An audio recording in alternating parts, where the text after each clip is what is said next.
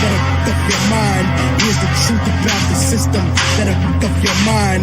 Here's the truth about the system that'll fuck up your mind.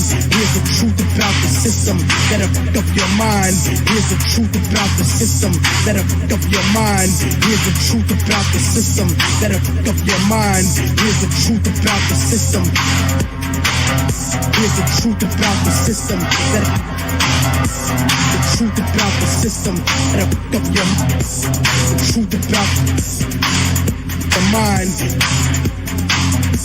that'll fuck up your mind that'll fuck up your the truth about that'll fuck up your the truth about the system that'll fuck up your mind. Here's the truth about the system that'll fuck up your mind. Here's the truth about the system that'll fuck up your mind. Here's the truth about the system that'll fuck up your mind. Here's the truth about the system that'll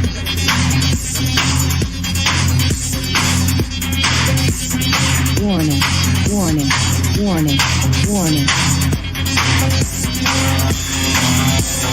Truth about the that'll fuck up your the truth about the that'll fuck up your truth about the that'll fuck up your truth about the system that'll fuck up your mind. Warning, warning, warning, warning, warning, warning. Truth about the system that'll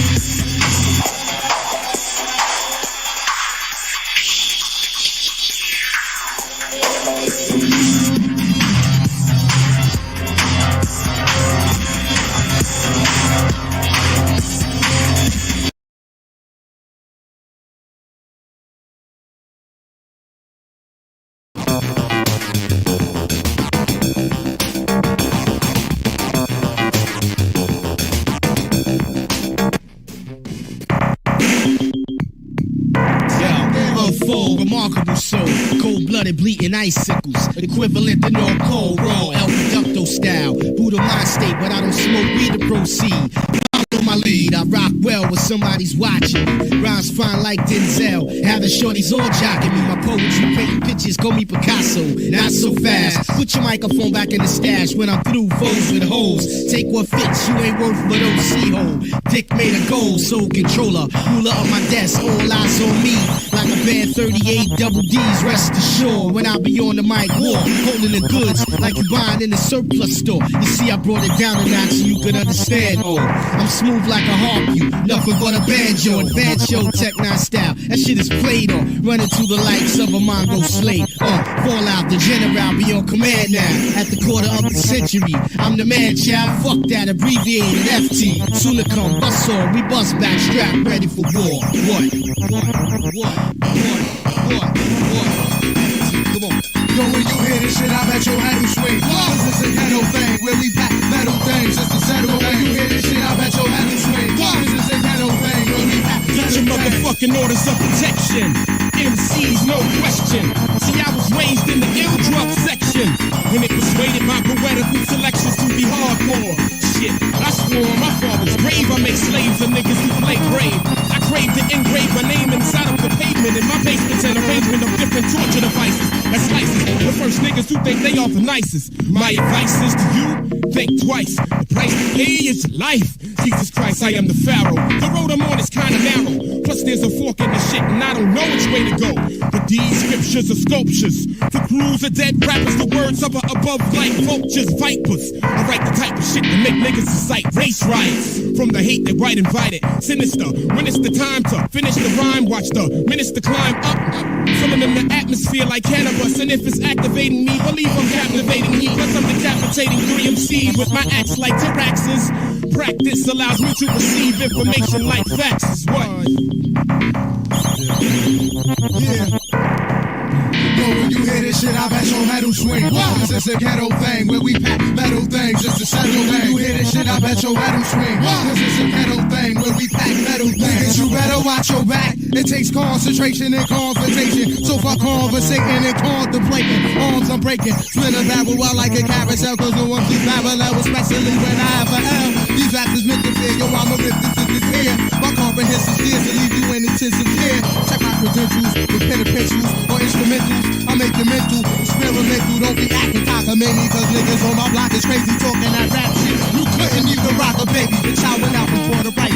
Cause that was more than trifling. I'm sort of psycho like a retard on a motorcycle. My mind changes when the time changes. And if that ain't saying shit, might as well be rapping the sign language. I get dark and eyes when I spark the line. Start starving guys, have a screaming, let's compromise. The love of fly, bro, so why storm? Keep looking at me, I'ma spray some lights all in your eyeball, nigga. Straight shit, shooter.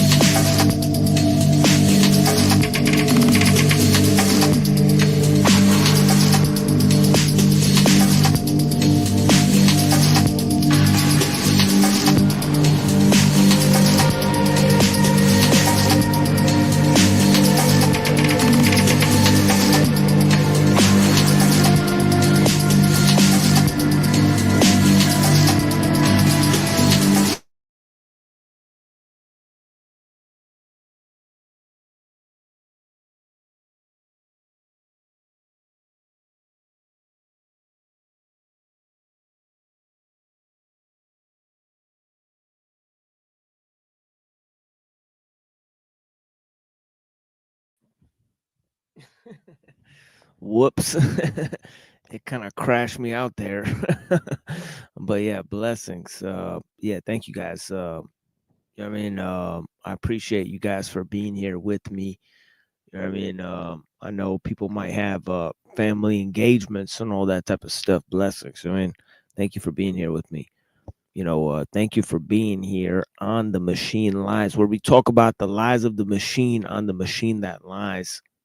I mean, having a little bit of technical difficulties today. I mean, but I think we'll figure it out. I mean, but yeah, thank you guys for being out here with me anyways. I mean, And I know there might be a lot of things going on with you guys, but here we have no bullshit. In terms of the level of where we're trying to come from in terms of our presentations, right?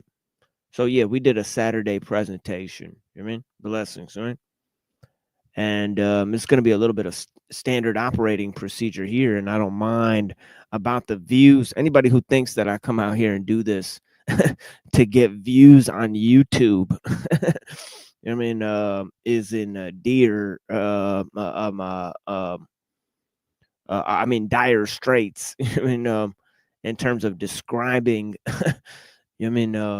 what type of what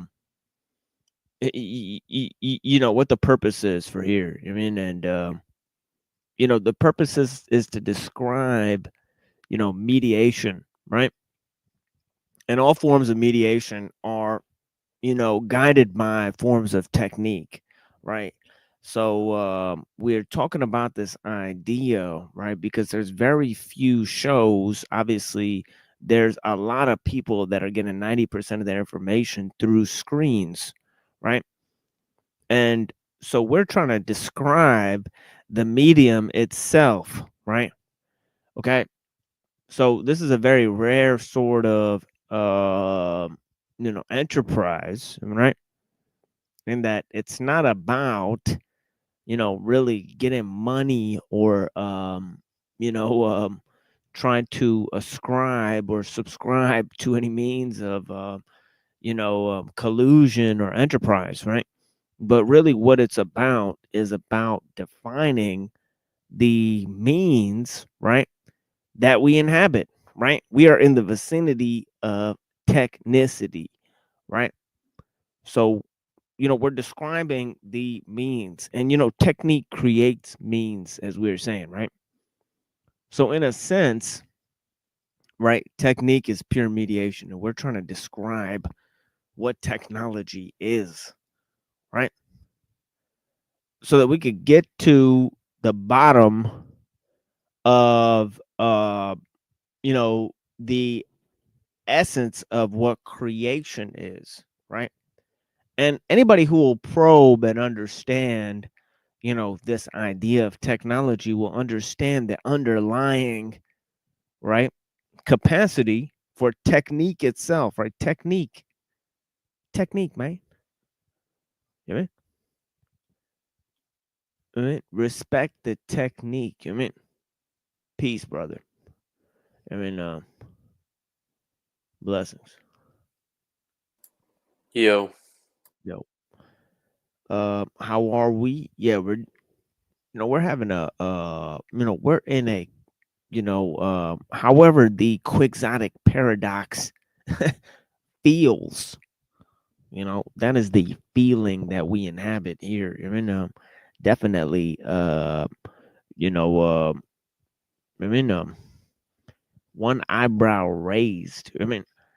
With the monocle, like, you need Indiana Jones and, what's the other guy? Sherlock Holmes. You need all these guys. And yeah, blessings. Yeah, Joe Mills. Yeah, peace be with you.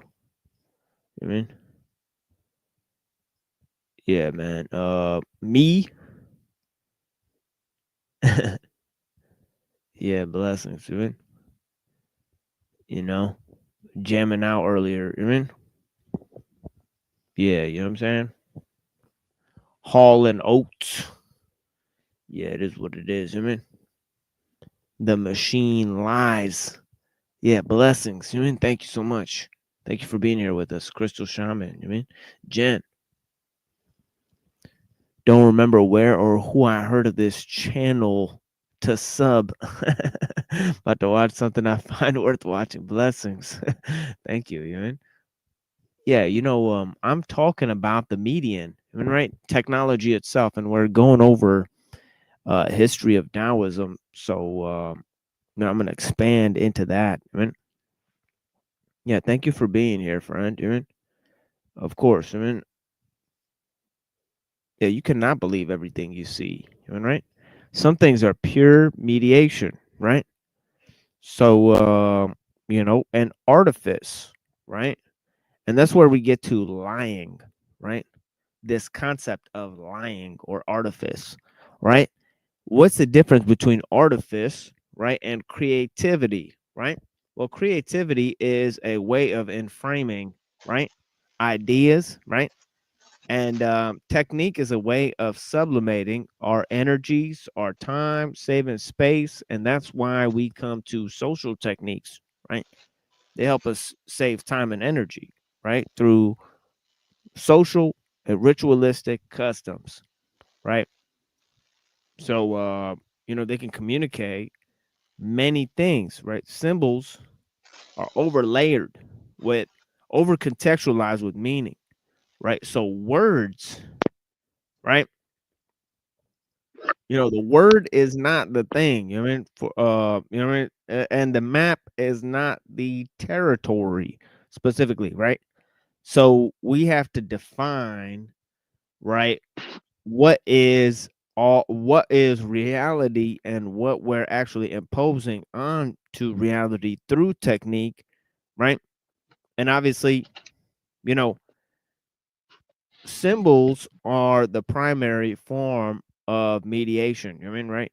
So, you know, when we're trying to encode nature, when we're trying to find out what's primary to ourselves and our understanding of you know what makes us human, right? And we find our relationship with nature, right? And we find how we mediate, right, our use of nature through symbols and techniques, right? So this is a primary way that we repurpose means, right? We repurpose ideas, we repurpose symbols, and we repurpose techniques, right? And we learn to encode, all sorts of meaning into those symbols. Now, one of the things that you lose, you know what I mean, in the translation is a sense of, primal, primal simplicity, right? So, you know, the idea that, right, cultural techniques are a sort of, you know, extraneous, form to the development of, our own human nature, that that actually that could be a limiting idea. So you have on the one end, you have cultural techniques, and then you have on the other end, what I mean, technology and machines, right? And all that type of stuff, right? So we've learned to distinguish, right, social techniques from the machine itself, right? Because the energies that are put into creating the machine, because a machine is basically pure mediation and technique, whereas social techniques are forms of technique that we use for humans, right? So they're human techniques, right? Okay, so this whole idea of using symbols and language, obviously, as I described, you know, uh, symbols are primary to language itself, right? Okay, okay. So, just as I guess technique is essentially primary to forms of sublimating, what is there in nature, right? So the first form we have is magic, right? So magic is primitive technique. So the whole thing is about utility, right? Okay. So words are about utility, right? Everything that is concerning utility, right, is not part of the Tao, because it goes to this concept of the meeting of Confucius with Lao Tzu, right? In the beginning, he came to Lao Tzu to understand the meaning of the ancient ways, right? And Lao Tzu said, no, what you need to understand is what's going on now, right? Not the opinions of dudes that are already dead. I mean, right? And essentially, to make it pretty short, right, for you guys, right? So the whole idea about he's talking about this idea of the unrefined, right? Okay. Okay. Aspect of solitude and harmony with nature, instead of this idea of cultural refinement. And what is Confucius' response, right? Okay. He says that, there's many uses, right, for different things to catch different types of animals and prey, right? Okay, and he talks about different sorts of technique and their utility, and then he describes the dragon. And he says the dragon on its ascent to heaven, right? It's like this mysterious, bold, powerful thing that you can't harness or control, yet because of its power and uniqueness, it has its own sort of inner sense of stability, all right? So this whole idea of the dragon, all right? He said that's like Lao Tzu, right? So he's talking about this philosophy that goes beyond utility, right? You know what I mean? And beyond usefulness, right? And so the first thing that it does away with is words themselves,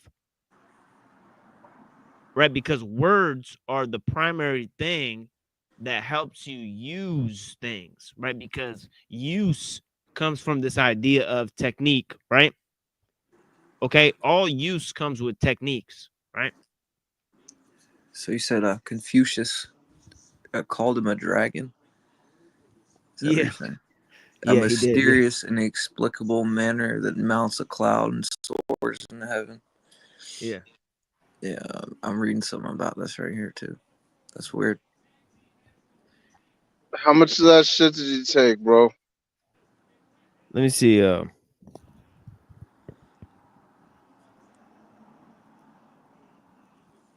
was that, Cecil? Nothing, bro. Nothing. You wouldn't tell me. He said some shit. How much of this shit? Something about what? The How dragon much? being with How the much? Chinese a How much symbol of did what you is take, bro? exalted and not Yeah, hold on. unattainable by mysterious power. That's what it Yeah. says in this little book I'm reading on it. Like how many shrooms or? Well, As- I didn't want to get specific, but I think that was the plan tomorrow, if I remember right. Yeah. Yeah, but I couldn't make my way to the shop, so I have to do that next week. But yeah, I can take the shrooms that I have, but I kind of want something stronger, right? I So, bet Christmas lights would be entertaining with some of that. oh yeah, definitely. You know, right? I And wonder if I'm reading the same thing. Are you reading let me see. This is what I'm reading. I'm reading well, I haven't read anything yet. I mean, oh, yeah. So where are you getting that? What? The Confucius called Laozi a dragon? Because I'm reading a study in Chinese philosophy. Yeah, I've read it. Yeah, I've read it a couple of times, but this is the one in the last thing that we read. it's kind of showed up here and there, you know, right? And DC Lau had it too in his introduction, but it says here, I know a bird can fly, fish can swim, an animal can run. For that which runs, a net can be made. So he's talking about creation and technique, you know. And then he says, for that which flies, a corded arrow can be made, but the dragon's ascent into heaven on the wings and the cloud is something which is beyond my knowledge. Today I've seen Lao Tzu as perhaps like the dragon, right? So the whole thing is about, right, how the dragon doesn't attend itself to use, right? But because of its mysteriousness and power, right, it sort of attends to itself, right? So it can't be caught up in, earthly, you know what I mean, uses, right? And traps, therefore.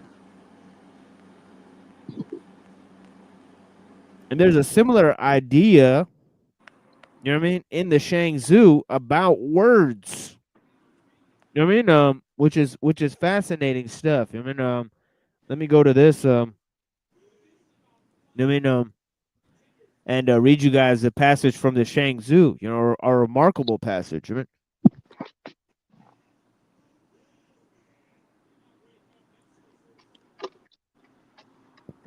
yeah. Thank you to the people who are listening here. You know, we're talking about the Tao and about usefulness. It says here, a trap is for fish. When you've got the fish, you can forget the trap. A snare is for rabbits. When you've got the rabbit, you can forget the snares. Words are for meaning. When you've got the meaning, you can forget the words. Where can I find someone who's forgotten words so I can have a word with them? All right. So the whole thing is about getting outside of usefulness, and the fundamental way to get outside of it is away from words and symbols, right? As a primary form of mediation, that once you've got the meaning, you can get rid of the words. And that's why I'm saying that, words are mediation for symbols, for the use of symbols, all right? So, I mean, the technique for words is that they mediate between the use of symbols, right? Just as, and that's why grammar and logic are inextricably linked. As I've said earlier, as language is to as language is to logic, math is to science, right? So there's a definite connection between the two. Logic uses language for proofs. Just as math uses science. Science uses math for proofs, right? So, the fundamental, relation between them. Welcome, David. Blessings. Hey, God bless. Nice to finally meet. Yeah, it's good to talk to you. Yeah, I'm definitely a math and science guy, and spiritual pragmatist kind of favor. I mean, sometimes the pejorative picking and choosing, but best practices, exchanging. Like these days, to ascribe to like one tradition in the global world, it seems more sensical to. If a method of pragmatism, you talk like the computer, how the computer would go about it, but you have to sift through the best practices and constantly learning, reinventing, updating. Yeah, and I'm talking about how the whole Taoist idea sort of goes beyond that, and the first thing that they use is they want to go beyond social techniques, right? So I'm talking about social techniques as a form of as a primary form of technology, right? So as you could say, like a computer is made of language, to a certain extent. It's made of language and math, right, to a certain extent, right? So it's these two things, right, combined within the code. So the fascinating part is in the use of symbols, I think, as a primary form of mediation. And I think that the whole idea that I'm trying to get to is how technology is basically based on communication, right? So if we didn't have communication, we wouldn't have techniques or technology, right? So I just think that the whole idea of technology is fundamentally related to the use of symbols. So it goes to this idea of Lewis Mumford, who actually said, he said, man is the symbol making animal. Well, Mumford to urban planning. Yeah, exactly. Yeah. I Yeah, forget. Lewis I have Mumford. his book. I've read his book. I actually took civil engineering at University of Michigan in urban planning. I remember reading Mumford's book. Yeah. Yeah, he's fascinating. Yeah. And he had a critique of cities and all this type of stuff. So yeah, we were looking at different ideas of technology, right? And man's relationship to tool making, right? So obviously, I think that this definition of technology that I mean, as we were defining, that limits it to tool making. That's a very limited definition of technique in general, of technology in general. So when you define technology as technique, or as just a how-to guide, or as um, I guess as Ellul says, the total ensemble of means, right? And he says technique creates means to an end. You know what I mean? But yeah. Yeah, I mean, if you're adding, okay, like Taoism, and I just know a little bit about, but like the harmony, maybe focusing on cohesion between governance, relations, nature, uh, but like technology, if you took like the Aristotelian form and function, you relate to architecture, but the modern day, like you're talking like symbols, everything's based on information theory and the microprocessor. I mean, there's a whole bunch of tools that are just tools like hammers, um, but almost all tools these days have been perfected by the manipulation of information. Almost everything has a chip in it, and the chips are getting more advanced. And it adds a different layer to just like technology, just a tool, to a tool that actually manipulates information. Has a chip embedded microprocessor within it, or that communicates. Like civil engineering, in industry of things. Almost everything now has a chip in it that sends information that could make it more efficient, or that could work together with different things, and that probably does actually have its source in Taoism. That might be the most ancient tradition that focused on these elements of harmony. Now that is being seeing applications with the current technology of the microprocessor and communication. There's something interesting here. So, Laozi's scheme of philosophy consists in modesty, self-emptying, the saving of one's power, and the refusal in all circumstances to agitate the bodily humors and spirits.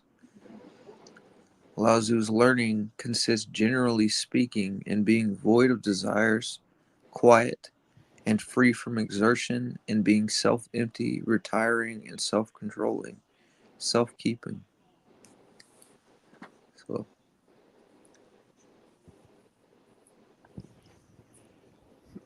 Yeah, and what's interesting about um what Duvid is saying is that, even though, we could look at modern systems, I mean, right, as anti-Taoist, I mean, right, there's a lot of that going around, right, because but still every system that exists, because Tao is the fundamental power in the universe, right?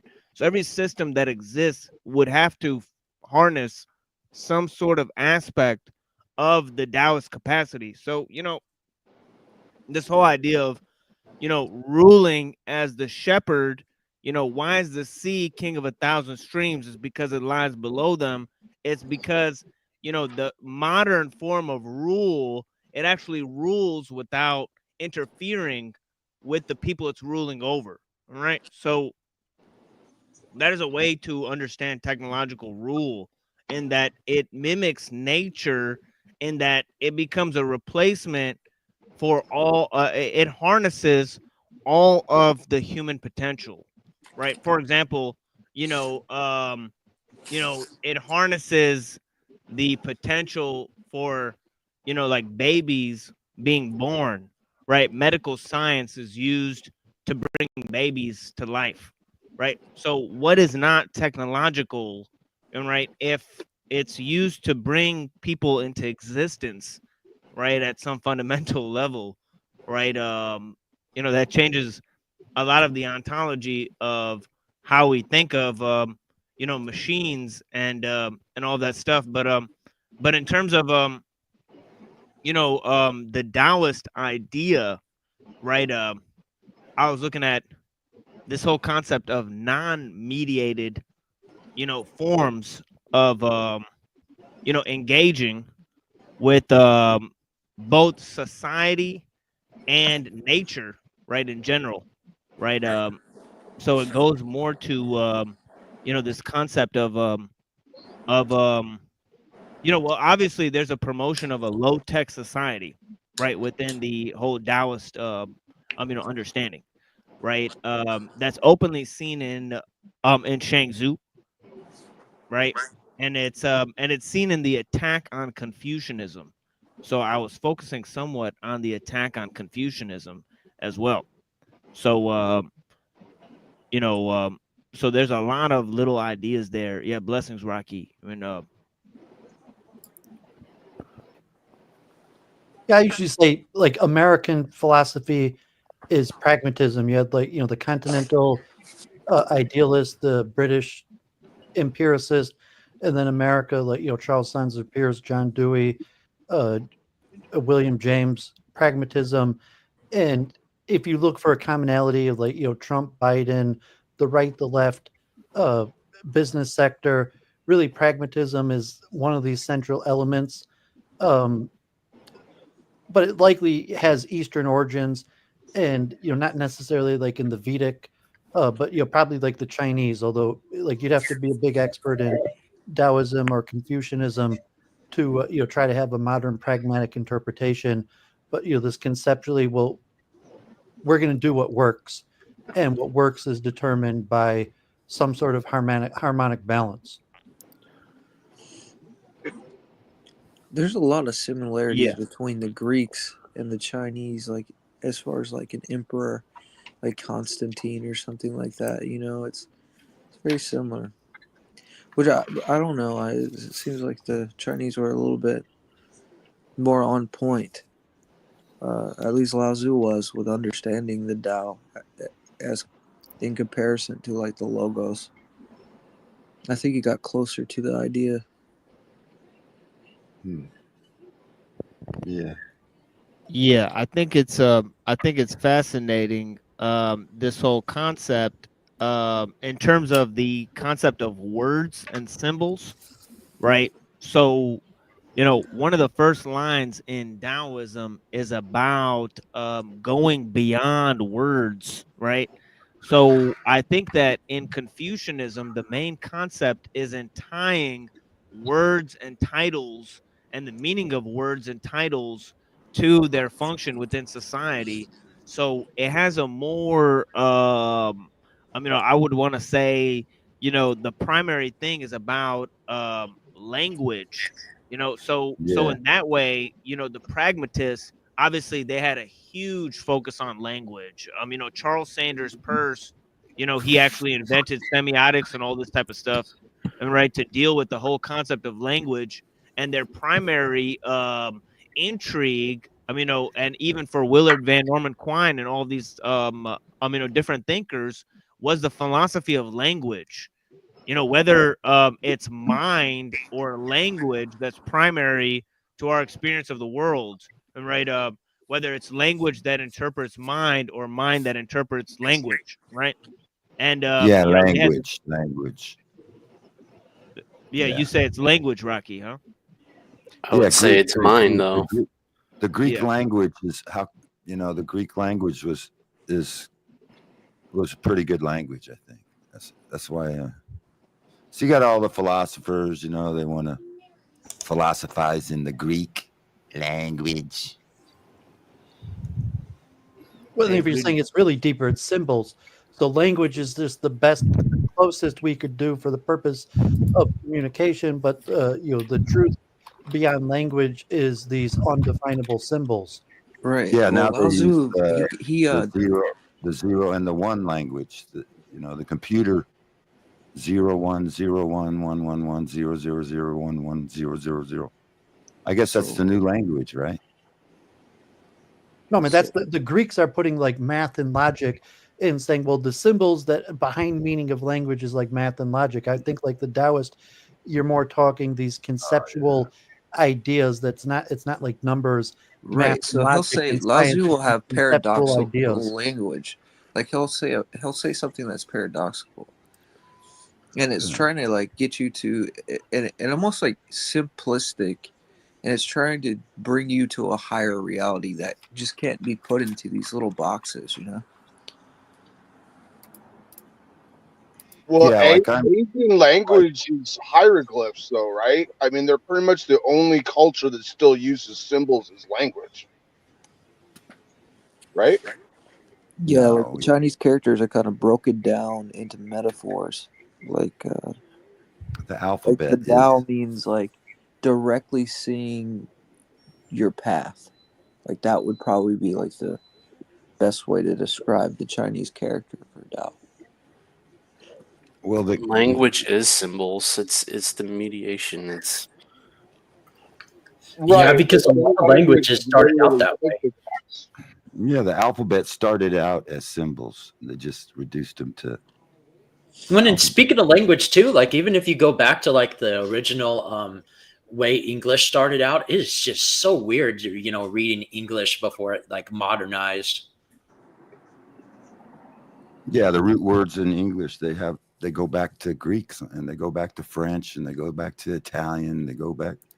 They got all these languages mixed together, and it's hard You to know the understand. difference between a Greek saddle and a Western saddle? The Greek saddle has the horn in the back, and the Western saddle has the horn like in the front. You know what I'm saying? sad trombone Cecil. So I was just gonna say really that totally quick. went over my head. I didn't even get that joke, but I think because they're gay. I was just gonna say it's been a while since me and you have just talked to TML. The Greeks were gay. So the Tao has thank you for several. showing up, brother.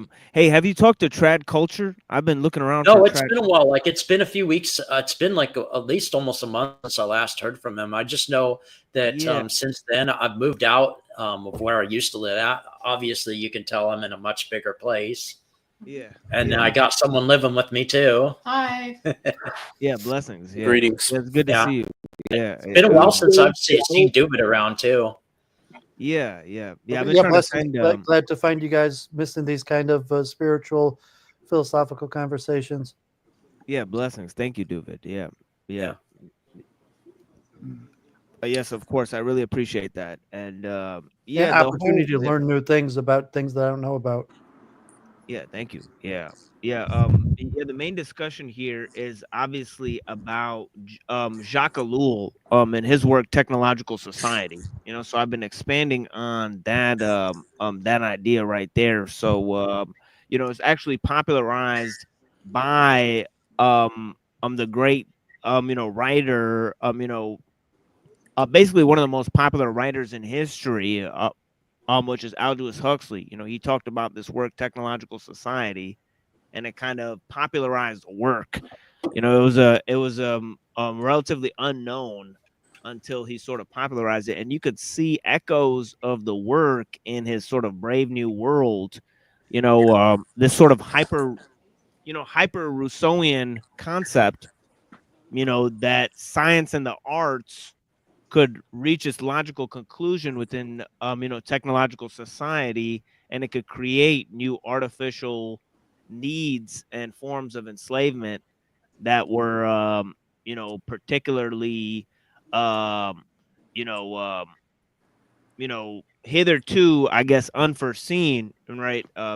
In terms of, what the conclusion would be of technique, because, we don't control, the speed and pace of innovation, and the system, it reaches, as you said, every aspect of our tools becomes, interlinked, to a certain aspect.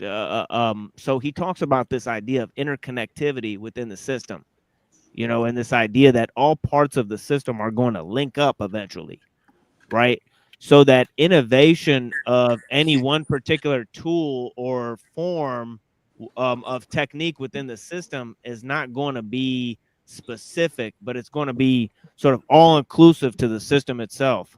And that, humans were going to lose control of guiding the speed and pace of innovation within that system, because, when you have this idea of technological monism, and then you have the rule of experts within the system, you have increased forms of specialization, and that sense of interconnectedness, essentially no one human is, in charge of that, right? So it goes to a way that the system grows to a size that there's both technological monism and technological determinism. So he talks about these two factors and how they press in upon humans, right? And he also talks about how the science of mass psychology, and propaganda and media techniques would be developed, because you need, to communicate and have this system function on such a large scale, right? So he wrote another work called Propaganda, to go along with the work Technological Society, to talk about this science of mass psychology that's going to be developed because of this, overarching system, right?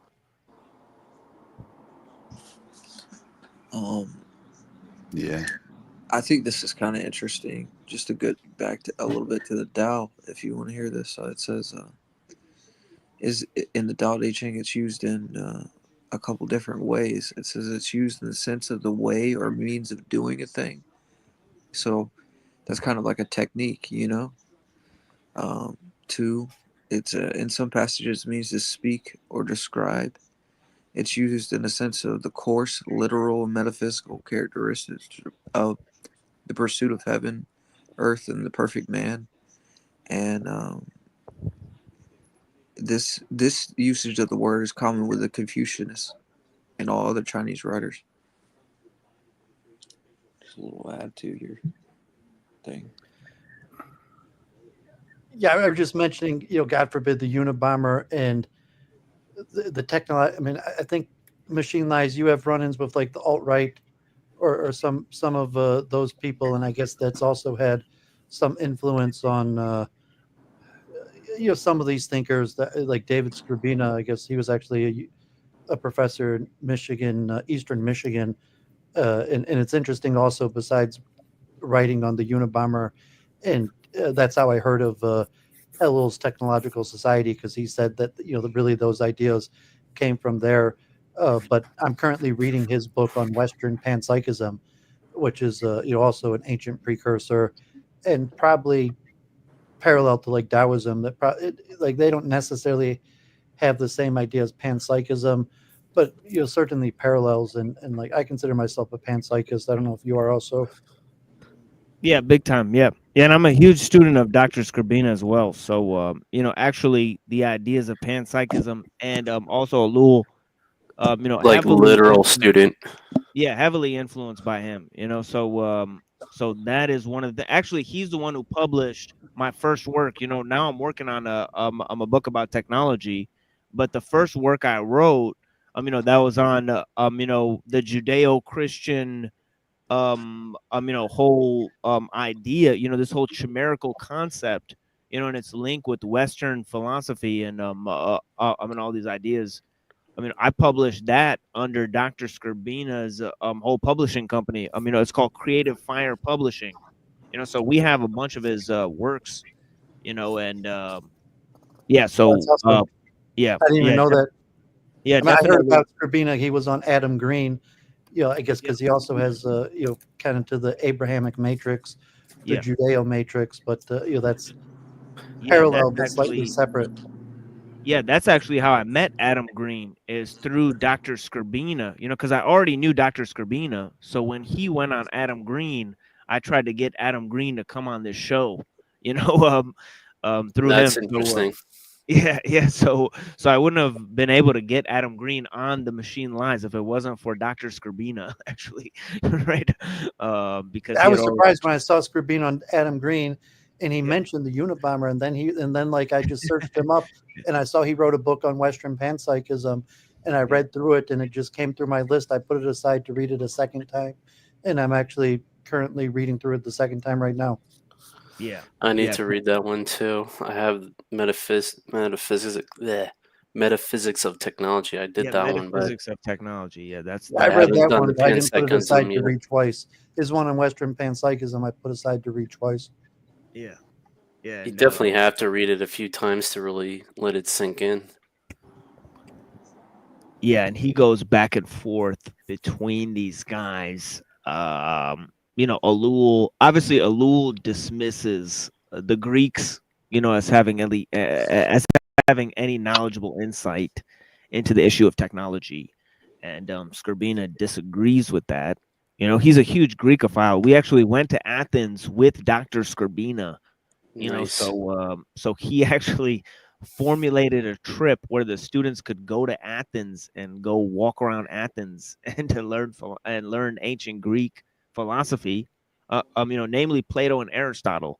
So I know quite a bit about the Greek philosophy as well. I gave so many presentations on that in the past. Maybe I gave like hours of presentations just on this show, so I'm ready to move on to Eastern philosophy, as it were, because I don't think Ellul really touches on the Greek. As I mentioned, they don't touch on Greek philosophy at all, so it's kind of a weird. It's bridge. a shame too, because just the language alone is a big example of how technique and technology is massively moved forward. In that time area. Yeah, I mean, science, Western science, math, philosophy is all Greek. I mean, basically every single technical word within math, logic, and science and philosophy is just Greek. Yeah, if you talk to a Greek, they'll like somebody from Greece, they'll tell you the Europeans were living in caves while we had the light of the world. Yeah, and that's so true, because like in medicine, for example, they do the Hippocratic Oath, which originates from ancient Greece. Yeah. Like a lot of what David's saying is true, because a lot of these like technical terms come from there. Well, I mean, just etymology. I meant like the etymology of it. Allergy itself, science, the word science itself, technique, art, craft, everything in philosophy, like mathematics, all of the etymologies are Greek, and medicine is actually Latin, like Galen, because I think actually in terms like anatomy and medicine, the Greeks were somewhat off, although a lot of that also still comes from Greek. And I mean, some of Church of Entropy I used to stream with, and we're working on a book right now on non-dualism. Oh, that's excellent. Yeah, that's interesting. Yeah, well, you must be talking about Parmenides in that book then, because that is one of the huge. Right? That's one of my huge non-dualists. Definitely the Parmenides. I would say, huge. I would actually, the way I did it is I phrased this whole dialectic between Parmenides and Heraclitus, right? So, right. So yeah. Well, we tried to differentiate the difficulty, because like Vedic Hindu non-dualism or dualism is substantially different. I mean, so you have the Greek hylomorphism dualism, which is different because it's not really a mind-body separation. It's more form and matter separation to the Descartes that switches the the kind of the spiritual realm, material realm. But it would appear like in the Eastern, the Vedic dualism, it's not a comparable separation between mind and matter, because like the Vedic dualism, it's a separation between two different aspects of mind, and then matter is a derivative of just one aspect of mind. And probably in the the Chinese, the Taoist Confucian, it's not really comparable. You have to have a completely different mindset. Uh, so if you're an expert in Eastern philosophy and you try to start translating this stuff, you have a tendency to have to use Greek words, but it's not really an accurate description. You have to get into a different mindset to understand the Eastern perspective. Yeah. It's more metaphors. Well, with metaphors, it's something different. Like, so just like, well, it's kind of like this thing in the Greek. Well, yeah, I mean, it's kind of like that. That's probably the best word you're going to come up to translate it, but it's really a completely different understanding. And I mean, if you're taking a more scientific approach, anthropological, it's different climate, different populations, different people that are experiencing the world in a different way. Although you say, okay, all people, universal humanism, everyone's experiencing the world in a similar way, but is that accurate? And say, like, well, maybe no, they're actually experiencing the world in a completely unique way, that there's not really a language, that's like translation is really commentary, that you can't translate something, you can only comment on it. And if you're going more in depth, then you no longer translate it, then you have to start teaching. So if you're really expert on it, and you're no longer say this concept and translate it, then you say if you really understand it, then you're going to start having to use the original. And that like you were talking like semiotics or something, Pierce, and language, is language just arbitrary form for communication, or is there actually some deeper connection between the words and meaning, or the symbol and meaning? Yeah, and one of the things we talked about here was this idea of Aristotle inventing this word technology, right? So in the rhetoric, right, he actually coins the word technology, right? And he coins several of those words. I mean, as you were saying, the Greeks invented a lot of the words, that we use to study things. And actually, Aristotle invented a great number of them. I mean, like I was talking about, the idea of science and technology, and also epistemology, right? And the relationship between logic and rhetoric, right? That they have this whole relation, and obviously all these words, biology and technology and also theology, right? They all have the word logos in them, right? So this word logos, right? And I was talking about how this word logos is related to the idea of the sophist, right? And actually in the Hindu idea, language actually comes from God, but in the whole Buddhist sort of scheme, they have this idea of mereological, nihilism, where you kind of reduce things to parts, and then in in Hinduism, there's more of a monistic concept. So the idea of change, as in Heraclitus, like Heraclitus has more of this understanding that everything's change, right? So all is one because it changes, right? Whereas in Parmenides, all is one because there is no change. Change is an illusion because everything is just basically mind. So this idea that mind precedes, form or change, right, or whatever it is. Well, I think that's the Cartesian later. I mean, like what the Greeks truly believe, but like, yeah, the Greeks, it's more the forms, and mind is a derivative of form. So like like our mind, forms exist in this separate realm, and then the forms just enter our mind. They're not created by our mind. And then that's the Cartesian paradigm, where it's no longer matter and form, it's matter and mind. But I think most of the Greeks, from Plato to Aristotle to Parmenides, it's these forms, and they're not created by our mind, but our mind receives them. And that's, kind of like you say, like the brain is a receiver in this question, like, well, is it matter? And then matter just takes these different forms, but the forms are part of this, what's in the eternal separate realm, separate from matter. That's these forms. And that's, when you really want to understand the Greeks, and you start looking at like the Platonic solids, or like Parmenides, and how they understood these things, and the geometry, you have to do a lot of study to try to get into the mind, because a lot of it sounds nonsensical until you do a lot of study of it, and then you actually try to see the world through these ideas, and it takes, you're basically rejecting the modern conception of the world. And that's probably also similar for Hinduism or Taoism, that you like, I call the multiple truth hypothesis, or like Newton, holding multiple conflicting ideas in your head at the same time.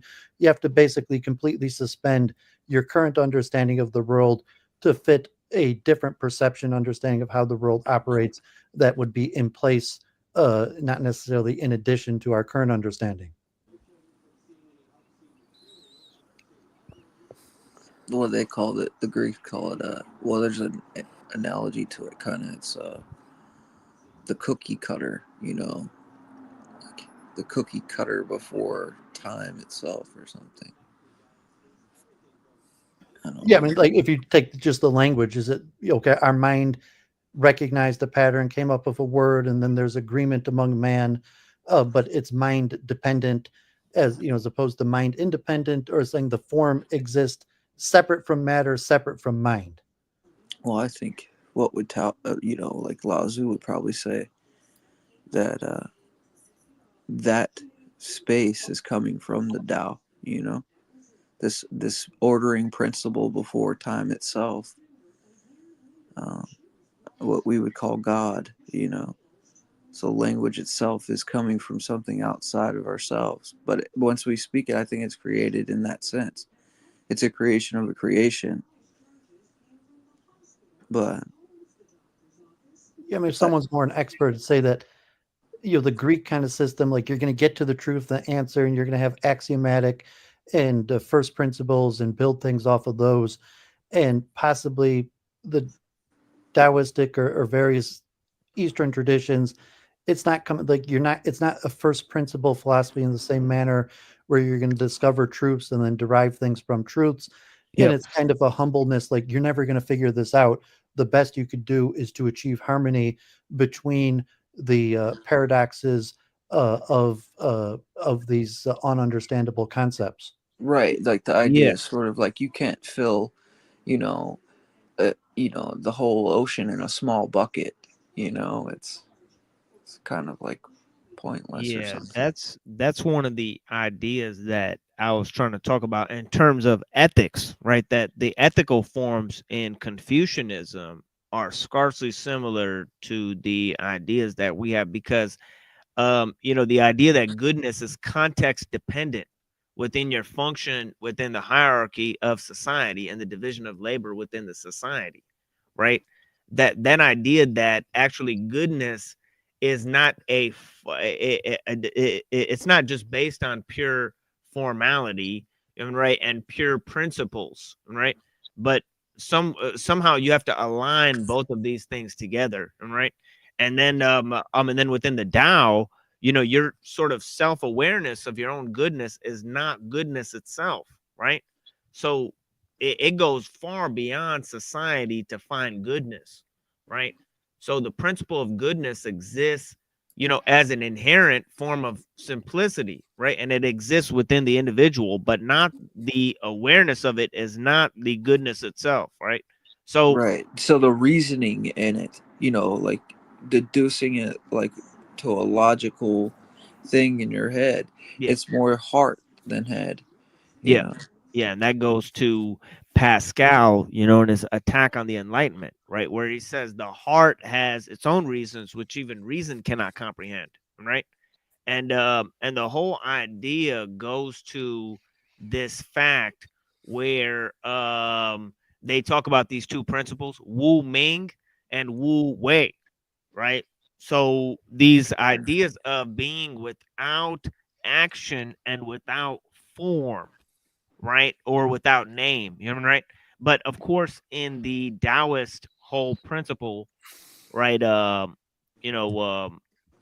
This whole idea, because in the Hindu idea of nama and rupa, right? These things, name and form, they're inextricably linked, right, to the idea of existence itself. Whereas in the idea of Plato, these are transcendental notions, right?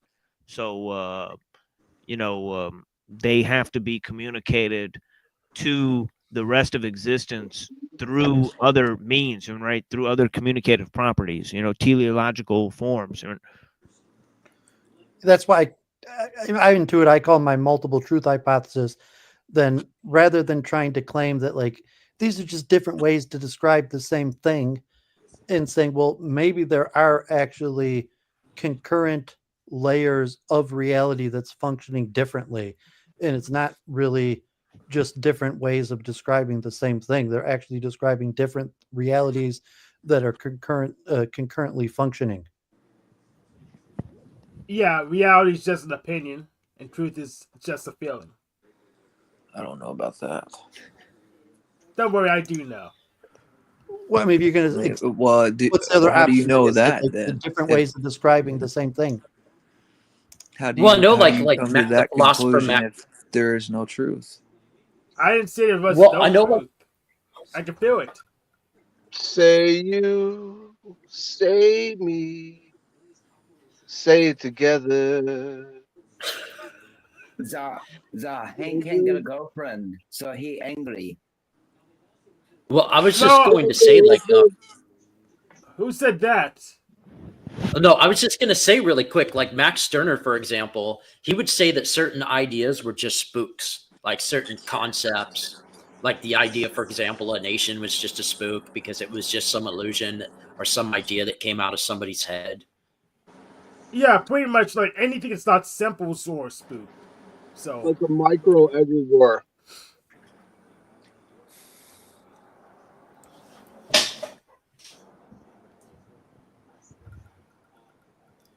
Yeah, I mean, I think this whole thing that I read earlier, ties into this whole concept. Let me read it again because maybe the I think the point was missed, all right, with what I was trying to communicate. But yeah, he says a trap is for fish. When you've got the fish, you can forget the trap. A snare is for rabbits. When you've got the rabbit, you can forget the snare. Words are for meaning. When you've got the meaning, you can forget the words. Where can I find someone who's forgotten words so I can have a word with them? Nice. Yeah, like he speaks in like this paradoxical way to get to a higher truth. Yeah, that's Shang Tzu, by the way. But yeah, that's interesting. Yeah, I guess there's another interesting aspect of like duty or dharma, because I think Confucianism or the dharmic religions have this big focus on duty, and I think Taoism somewhat rejects that duty basis of understanding things, where it's not about individually finding out what's your duty in any given situation. Yeah, definitely. And the anti-society passages, right? Like there's whole recommendations for the small state, right? And in chapter 80, right, he talks about in the ideal state, they can hear the neighboring they could hear the animals in the neighboring state. Right? So he's saying that that the people that are a whole different state or a whole different village, they live nearby. So he's talking about this ideal life within a small village, right? Especially in chapter 80, right? And he talks about not relying on rituals, right? And he talks about not enforcing social hierarchies, not enforcing systems of filial piety, right? So there's all these ideas that go against Confucianism, right? And then he's talking, and then to really drive it home, he's talking a lot about the role of women, right? Where you know, you could talk a lot about how Confucianism, and I did talk about how Confucianism totally ignores women, right? Except in one line where it says that you know, that women and slaves, you know, that basically they should be kept at a distance because they get too familiar. You know, if you make them too familiar, they get a little bit too, I mean, right, opinionated. I mean, right. So he's saying that you know, you have to be able to keep your women and slaves at a distance, you know, right, from the work you're doing, you know, right? So he barely mentions women and slaves, you know, right, except for in a few passages, you know, right? So it's fascinating, right, that the Tao has such a huge focus on the female nature, right? So that's another great point of disagreement with the Confucian doctrine, right? So you know, you know, why do I mention that? Because Confucianism is all about ritual and social techniques and the use of words and symbols and all of those ideas, right? Totally banished within the Tao to talk about nature, and then to top it all off, you know, you have this meeting of Confucius and Lao Tzu. That's you know this enigmatic event, you know, especially for Confucius. You know, that's very similar to his meeting with the robber Z, you know, with the text, the robber Z. You know, we read another text in Chinese philosophy called Robber Z, right? In which, you know, he's talking about not assigning honor and privileges to people. You know, it says, you know, don't honor the sages, you know, renounce wisdom, you know, give up learning. I mean, you know, realize one's own ignorance. You know, it has a strikingly similar passage to the Apology, where it says that realizing one's ignorance is a strength, right? So this idea that knowledge has its own limitations, words have limitations, right? I mean, but yeah.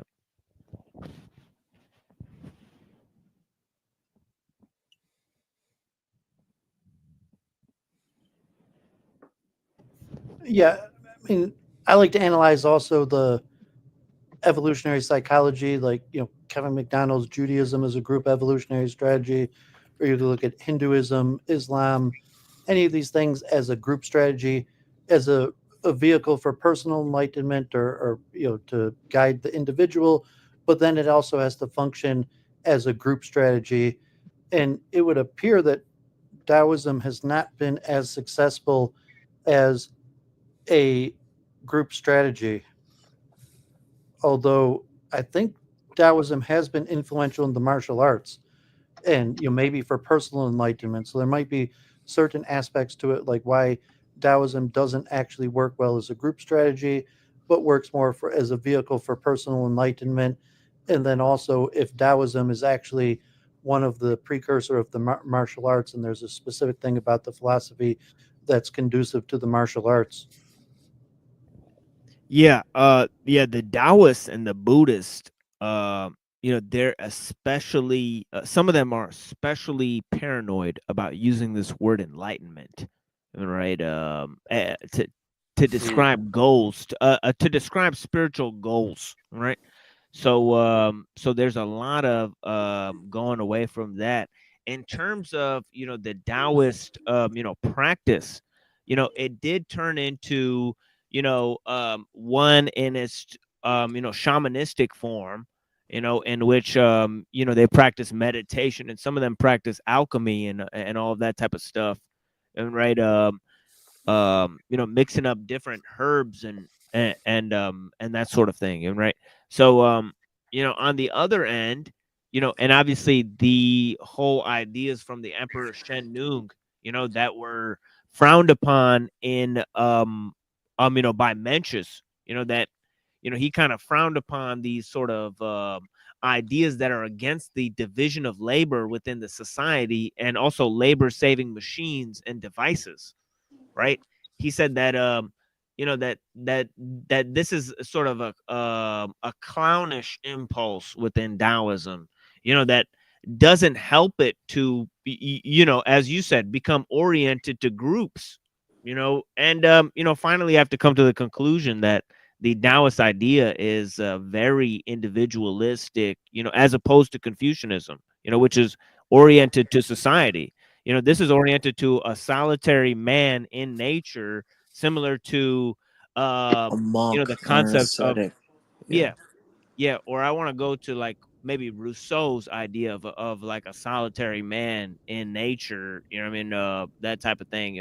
That type of ideal, you know, is very much a part of that, and very much a part of chapter 20, where the beginning line is give up learning and put an end to all your troubles, right?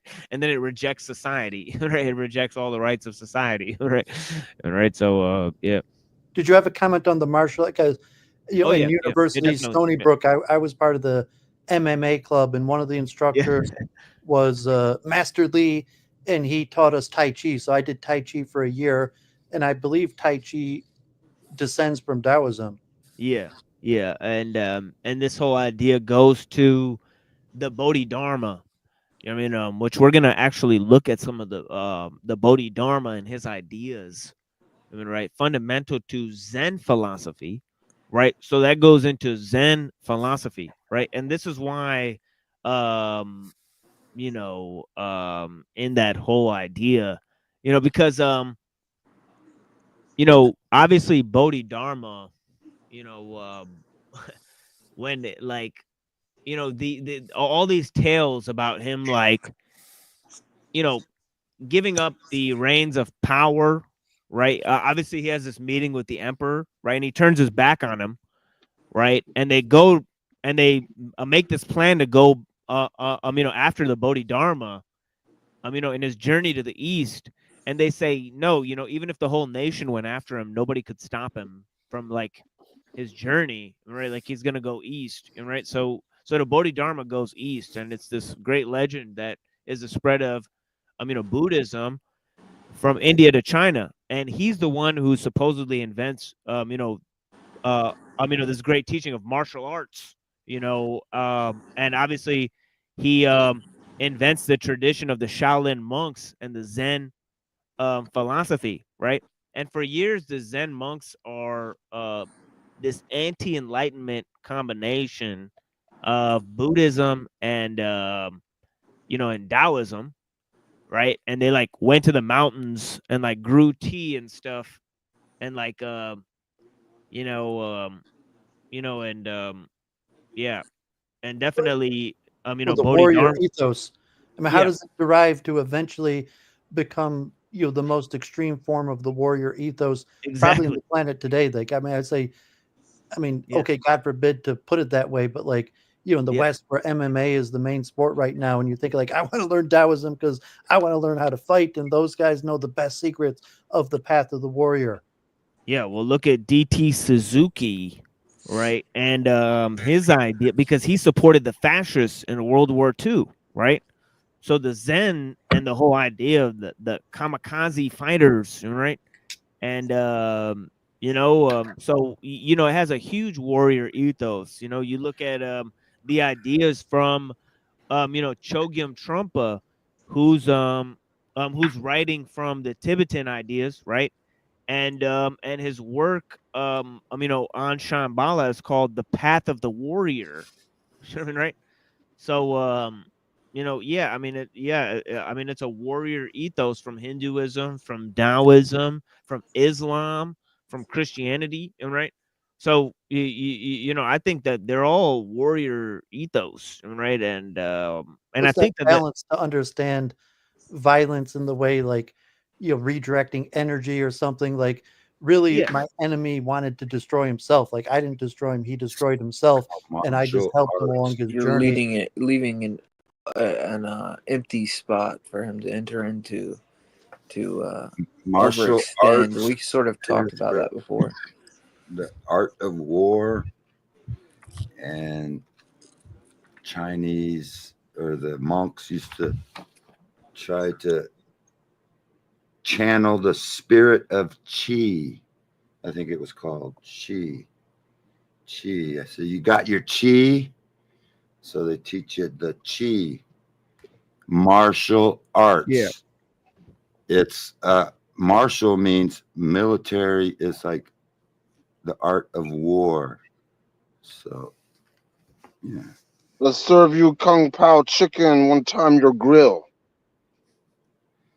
But the spirit of chi is not Christian or whatever, trying to connect it to some kind of being the same or whatever. Did some research. Christians have a concept of chi, which is what the Hindus would call prana. Yeah, that's right. Well, I think there are similarities, but you could say it's not just like different ways of describing the same thing. Taoism got a unique truth to it, and that's why Taoism somewhat is the father of the martial arts. There's something unique about that way of understanding the world that martial arts derives from that, not other traditions. That's why I'm gonna be the new Hokage. Yeah, and originally the military, yeah, the U.S. military did not use to teach the troops martial arts. They taught a regular, fighting shit. But then it was all of a sudden they started pushing that martial arts crap. Yeah, but yeah, the whole idea in Taoism, it comes from using minimal force, right, to overcome a great power, right? So the whole idea is that it draws this dialectic between power and force, right? And really says, well, the thing that doesn't struggle to impose its power through force, and violence, that uses minimal force in a way, is actually the most efficient. So it talks about a sort of economy of violence, and it also talks about the position of the ruler. So although it's highly individualistic, I also point out that it's directed towards this guy, right, who is the prince, right, who is the ruler, right? So in a lot of ways, the whole Taoist idea is about being a prince, being a sage, right? And trees that can't bend always break. Yeah. So and you see this like in chapter 64 through 66.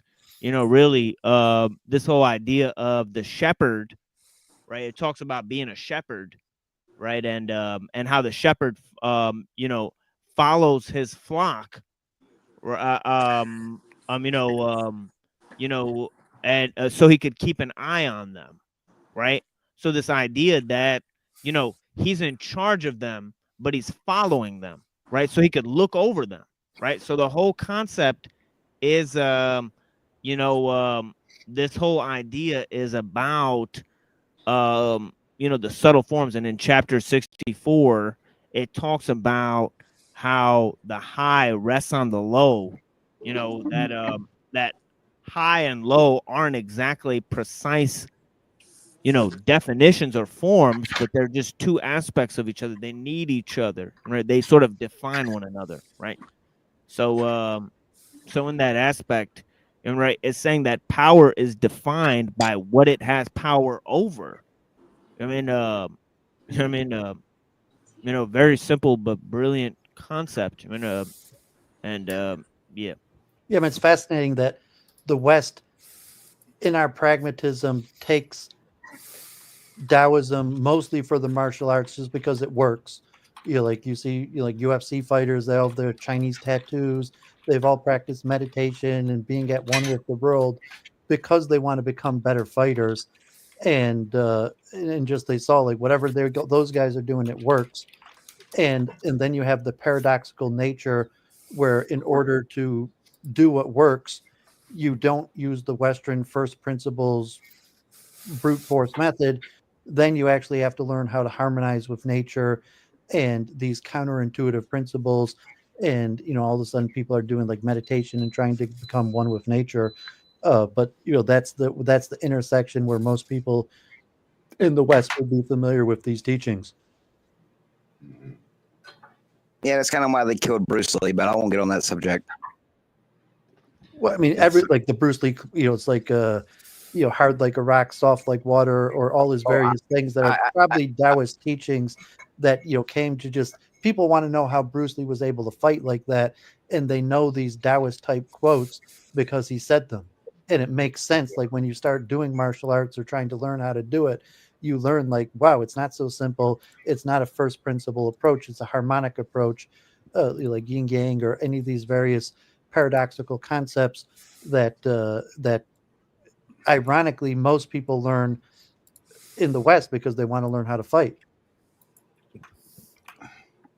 Well, I took Bruce Lee's teachings much more differently. I took all of his teaching about fighting and protection and use it more in a way of being useful with peace. And as much as I use martial arts as defensive, it can be as peaceful as it is violent. So. Yeah, but I'm saying, did you start learning martial arts because you wanted to be peaceful, or you wanted to learn how to fight? You started learning martial arts, and then the teachings penetrated. Yes, sir. It was because it was all peaceful. I never wanted to learn it because I wanted to learn how to beat up my bullies. It's one of the greatest ways to stay fit. Yeah, I think this idea of going through the Taoist teaching is about ruling through minimal force, because you could say there's peace or war, but in this as I pointed out in the Sun Tzu's Art of War, in the beginning, he's really just about how can we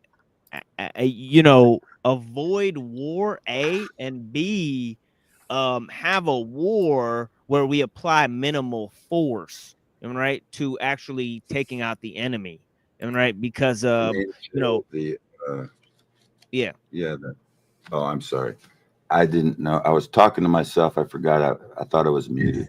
No, it's okay. It's okay. No worries. But yeah, well, you had the Japanese ninja, and then you had the Chinese kung fu, and both of them were military, and they were both like a religion and like it's almost like you had to study. I mean, of course, if you're gonna live in a monastery and study how to fight, and of course you're gonna be good at it.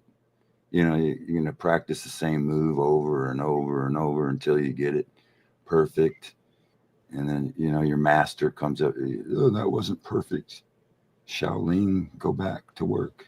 Yeah, a lot of people think that Mortal Kombat is just a video game, but a lot of people don't realize there probably still are actual Mortal Kombat tournaments that go on in the world today in underground fighting rings of actual, people who are told to, finish him, A lot of the MMA fighters that you see nowadays, I'm not saying that these people aren't trained in martial arts and can fight, but a lot of the stuff that you see nowadays, it's not true martial arts. And I'm not talking about that Ip Man type shit that you see in the movies. It's really nothing like that. It's nitty, it's gritty, and like Bruce Lee tells you, don't make a plan of fighting because that's a good way to get your teeth knocked out. So, I'm not referring to the athleticism aspect. I'm referring to eventually coming on to the philosophical aspects.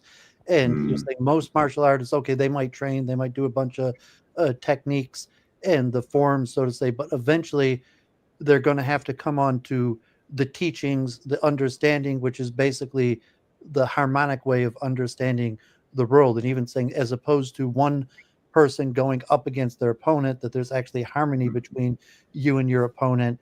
And so I'm talking more the philosophy behind violence as opposed to the technique behind violence. Yeah, I think the philosophy behind violence is what comes from Taoism, is incorporated into the West, and mixed martial arts has probably popularized. Yeah, and I think that is what is seen in the methodology of Bruce Lee, because he has this idea in Jeet Kune Do where he says that essentially you first you learn all of the styles that are basically available, or the techniques that are available in the marketplace of ideas, right? then you kind of formulate what is your own form or idea, right? And then you can go with no style or technique and just do whatever comes natural, right? And that is essentially how it goes, you know what I mean, right? Because, you know, the human follows heaven, heaven follows the Tao, and the Tao follows what is natural, you know, and what it goes to is this threefold concept, you know, that's seen in chapter 42 that, you know, the Tao gave birth to one gave birth to two, and two gave birth to three, and then three gave birth to 10,000 things, right? So one gives birth to two. Two is just a mediator of reality. So two is basically a non-essential form. You know, it's like all forms, right? And then three, it doesn't have any form. It can create any form it wants to. All right. So, you know, it's this combination of, you know, going beyond technique. And that's what's seen in the Shang Tzu is that, you know, the butcher, you know, after he learns how to apply this technique so many times, you know, he just does the same thing every time. You know, he just one stroke and the whole skin is removed, right? And he never has to sharpen his blade. You know, it's this idea that he doesn't have to think about what he's doing. You know, You that know once that Go ahead. Sorry. no, just that once the technique is absorbed, it becomes second nature. That one acts without thinking, right? You're not using the buzzword harmony that's usually connected with Taoism or even martial arts. That like I'm just curious if why you're not using that buzzword harmony or if you have an objection to that or not. Oh no, I have no objection to it. But as we looked at, harmony is a concept also within Confucianism, right? So I want to distinguish it from the concept within Confucianism, right? But in terms of the harmony, right, within Taoism, which is more of a harmony with nature, right? I think that that goes with you know, um Well, I mean, the greater philosophy, and even related to the philosophy of violence, where there's a harmony between me and nature, there's a harmony between right. me and my opponent in nature, and there's a single unit. So there's a single unit me, and in the martial Yeah. art, there's a single unit of actually me and the person I'm fighting relative to nature. And some sort of like greater philosophy, like should we do this, should we not? And even though the violence, we're acting against each other in some sort of philosophy, by choosing to do violence against each other, we're actually causing a harmony between us, and that's why it's the martial arts. It's not the just the martial. I mean, technique and art are, I guess, could have similar words, but the application of art. It's not the martial techniques; it's the martial arts. Yeah, and I think that is the concept, especially in chapter 11, right? You know, me and Unseen were talking about you know, we always like this chapter because it goes to this idea of, you know, using nothingness. All right. So this concept, you know, that not only is usefulness, right, or mediated action, you know, incomplete in a way, right, because it doesn't have full sincerity or personal virtue attached to it, right, or simplicity attached to it, right. But then there's this idea that you want to use nothing. You know, nothing is what you use, all right. So this idea is, you know, about acting through stillness, you know, and you know, sort of moving between things and also letting things alone. You know, letting things find their own way. I mean, right? And that is Even a dance, like yeah, Bruce Lee You was a remember that dancer. old movie Bruce Lee with was a dancer, and the fight between you and your opponent is yeah, really kind of like a dance where you're both doing steps, and that's when you're, the advanced student, when you see the mutual action between you and the other person, or even on a spiritual nature. I mean, these things are complicated on a more philosophical level. That's why it takes meditation. There's not really even good words to describe it. That's why Well, it reduces to here. symbols. Hey, just ever see that movie, The Last Samurai? Yeah, That definitely. was a pretty good movie where it was right after the Civil War, and the United States. I think the United States was pretty despicable during that. Because Anyway, their whole culture was about honor, right? The Japanese. It's okay, Rocky. I'm drunk too. I mean, that can be debatable. I mean, the Japanese raped and killed their own people in their own villages. So, I mean, I don't know if you want to say honorable, but sure. Back to nothingness. So Anyway, yeah, but what were you? They learned Yeah, that but what were shit you gonna in a say? monastery, didn't they? Live in monasteries and. Yeah, definitely. But hold on. But what were you gonna say? Unseen blessings. You want to go ahead? Yeah, so we brought this up before, but nothingness and the meaning of Lao Tzu gives it is a point of convergence or an axis of the universe. This recalls Lao Tzu's words in the Tao Te Ching: 30 spokes join in a single hub. It is the center hole that is the space where there is nothing that makes the will useful. If nothingness or self-emptiness is the axis of the universe, you know, the greatest sign of man is sort of the self-emptying of Tao.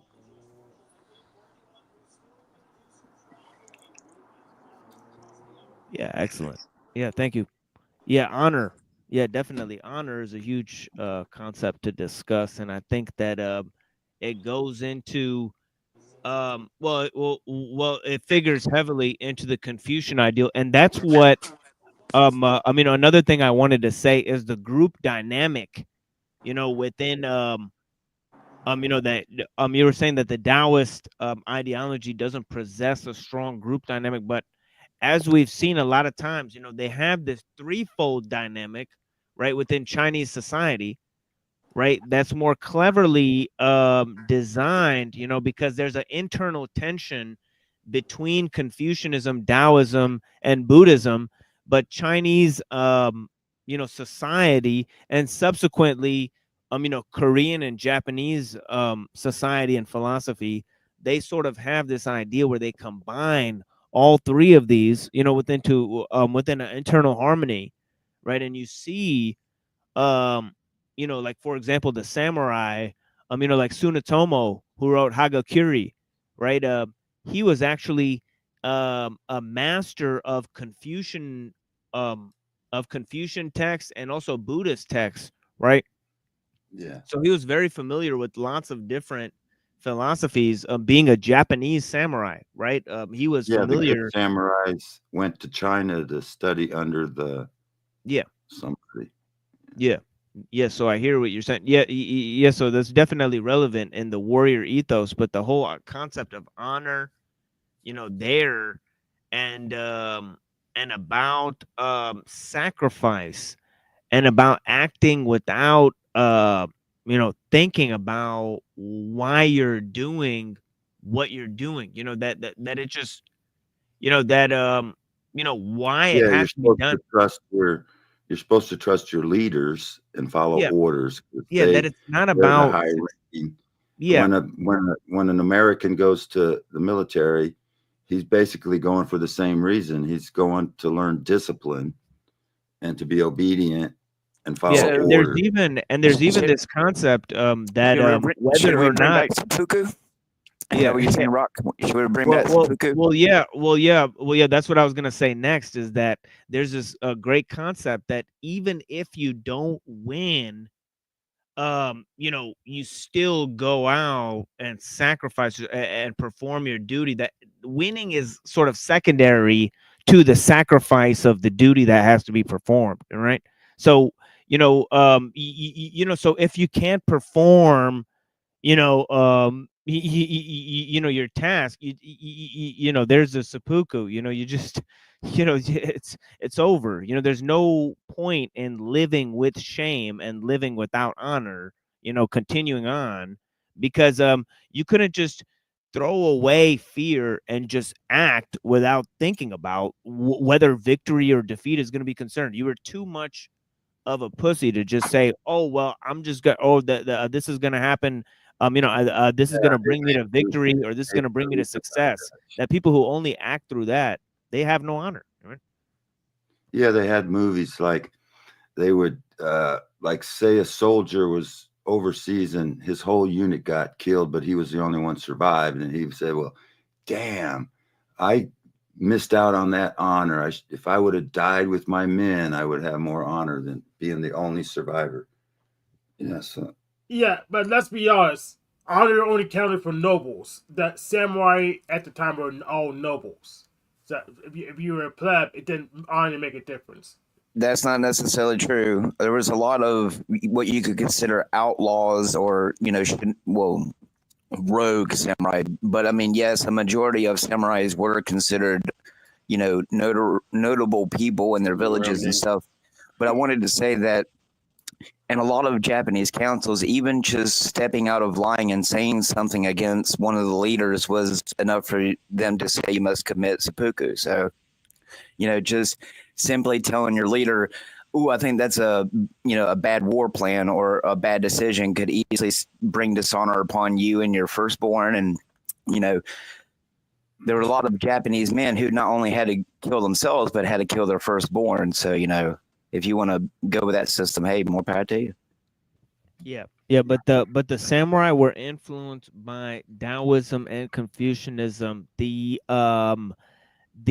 Zen monks were influenced by Taoism. There's combinations of Taoist and Confucian religious ideas, and there's also combinations of Taoist and Buddhist concepts within the Zen philosophy, right? So sometimes, if you're reading the development of these ideas, they're so interlinked and they develop systems that are interlinked, right? That it's not so easy to separate the development of Confucianism, Taoism, and the Buddhist ideas, right? Yeah, but That's yeah, why I was bringing samurai up were like cops now. They could kill if they were pretty much. If we call part of duty, they could kill any pleb they wanted. So. Oh, they had a hierarchy. Yeah, definitely. Yeah, but I was trying to bring up in the chat reincarnation and transmigration of souls as one of these differentiations of like ancestor worship, return to nature, the spirit kind of delocalizing and being part of a panpsychism, or more Vedic, kind of like individual jiva that transmigrates. And I guess in Taoism there might be different forms, but and if you differentiate like Confucian ancestor worship, Vedic transmigration to like a Taoism delocalization of spirit or something like that, if that's an interesting differentiation. Yeah, I think the concept of delocalization, because nature is intelligent within Taoism, right? But this intelligence, cannot be attributed to some ontological separation, right, between the spirit and nature, right? So that's what's interesting, right? So Evil. Sorry, I meant to say Resident Evil 8. That's what they're doing with the Mega My Seat. There are many spirits in nature, are there not? Yeah, I think so. Yeah. Well, they're all spiritual. I'm just saying, like a Vedic transmigration or a Confucian ancestor worship, Taoism could have elements of both, or it's somewhat like like you said, like I don't even exist. There's not even a me. Me is just an aspect of harmony with nature, and like after I die, it's not even necessary that like my spirit remains or my spirit returns, my spirit transmigrates, but my spirit was part of a harmony, and the harmony continues with or without me. I'm not sure if that's a correct interpretation of Taoism, but I don't think so. I think there's a difference between Vedic transmigration and Confucian ancestor worship, and Taoism is having actually unique, different take. Maybe later Taoism, but I think there's a big difference between what Laozi taught and what people sort of added to his teachings. Well, who do you think would win in a battle? The Praetorian Guard of the Roman Praetorian Guard, or The top samurai guys. What do you think? But it depends on the situation. It's based on harmony. So I mean, you can't abstract like, okay, if you put a samurai, because you can't separate that from nature or situation. I mean, that's what Machine Lies was saying earlier. The difference between Confucianism is there's no first principles. Everything is situational. I think he was trying to ask, like, who do you think is more disciplined? I'll put it this way to you. Like, in the later Taoists, the Tao seems to be impersonal. But in the Tao Te Ching, Lao Tzu almost speaks of it as, almost as if it's a person. You know, he says it closed and it doesn't ask for anything. It's like, what does he mean by that?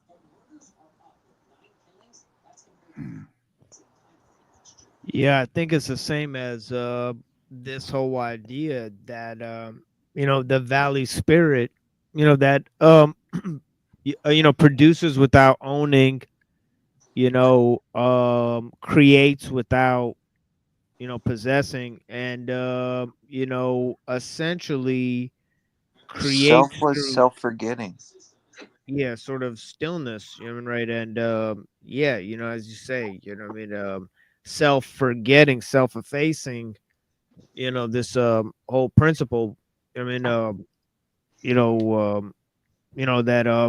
and of course it goes to this whole concept of engaging all things while doing nothing, and acting through stillness, bringing harmony through stillness. And again, So nothing isn't a nihilistic void, it's an access. So right. Simply by observing. Nothing's just the background you do stuff on. I think Bruce Lee was probably a Exactly.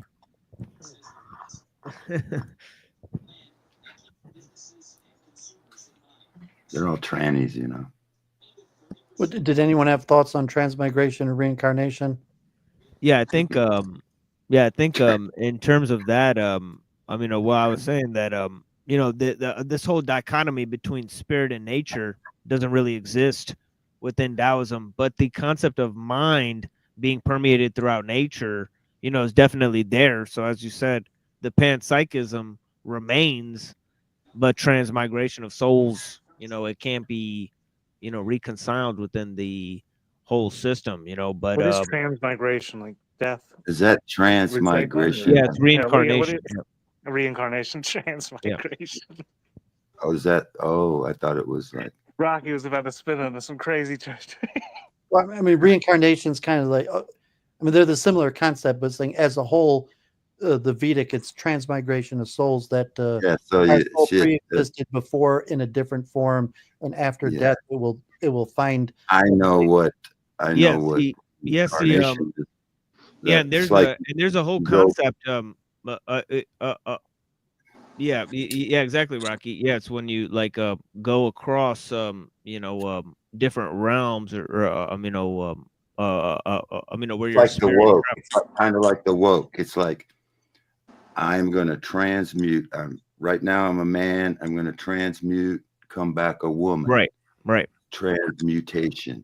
Yeah, right. But what I was gonna say is that there's no ontological separation, right, in terms of like a jiva, that the Taoism or Confucianism doesn't have a jiva to transmigrate. Yeah, and then I was gonna further say that this concept within Hinduism, we have to be careful because it depends on whether the soul is ontologically separate, right, from the primordial nature in the first place, because the whole idea is that the soul, or the separation of the soul, or the identity, could just be illusory, right? So it depends on whether you're looking at the Dvaita or the Advaita system, right? Whether the self has transmigration throughout the whether it has permanence at all, right? You know what I mean? So it could be a concept because, right, once Krishna stops dreaming, where's the self? I mean, right?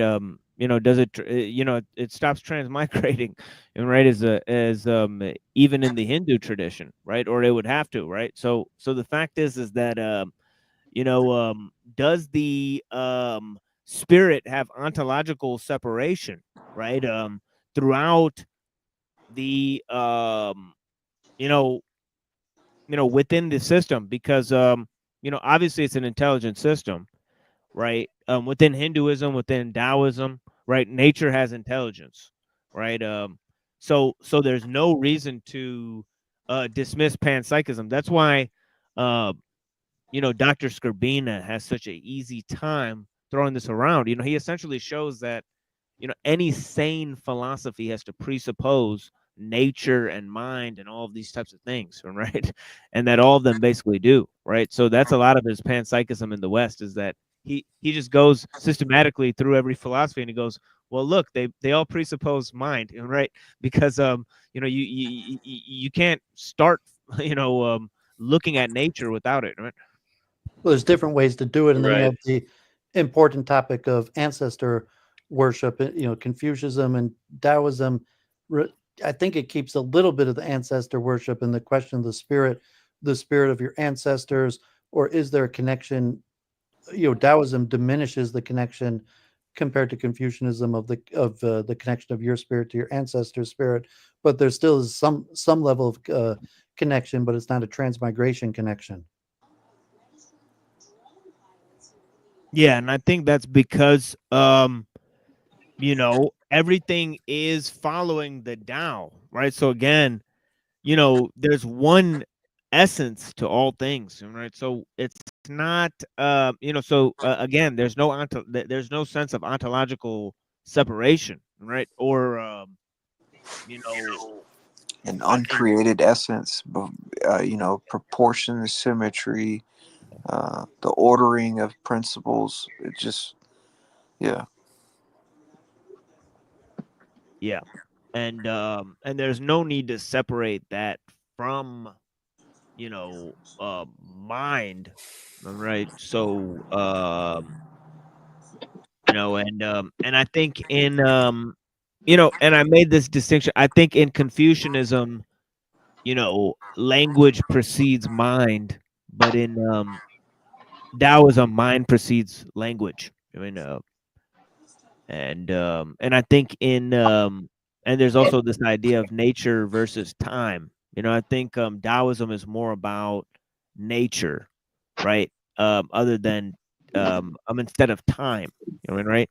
So it's more about the ontological scope than the teleological scope in terms of creation, right? Because it's about an internal harmony between things, and not history or language and and harmony in society, right? Isn't there a concept though too of like when you don't follow the ways of the Tao, or don't follow the pattern, and you step outside of that, then that's where evil, or that's where chaos comes into play, like almost a state of hell or something.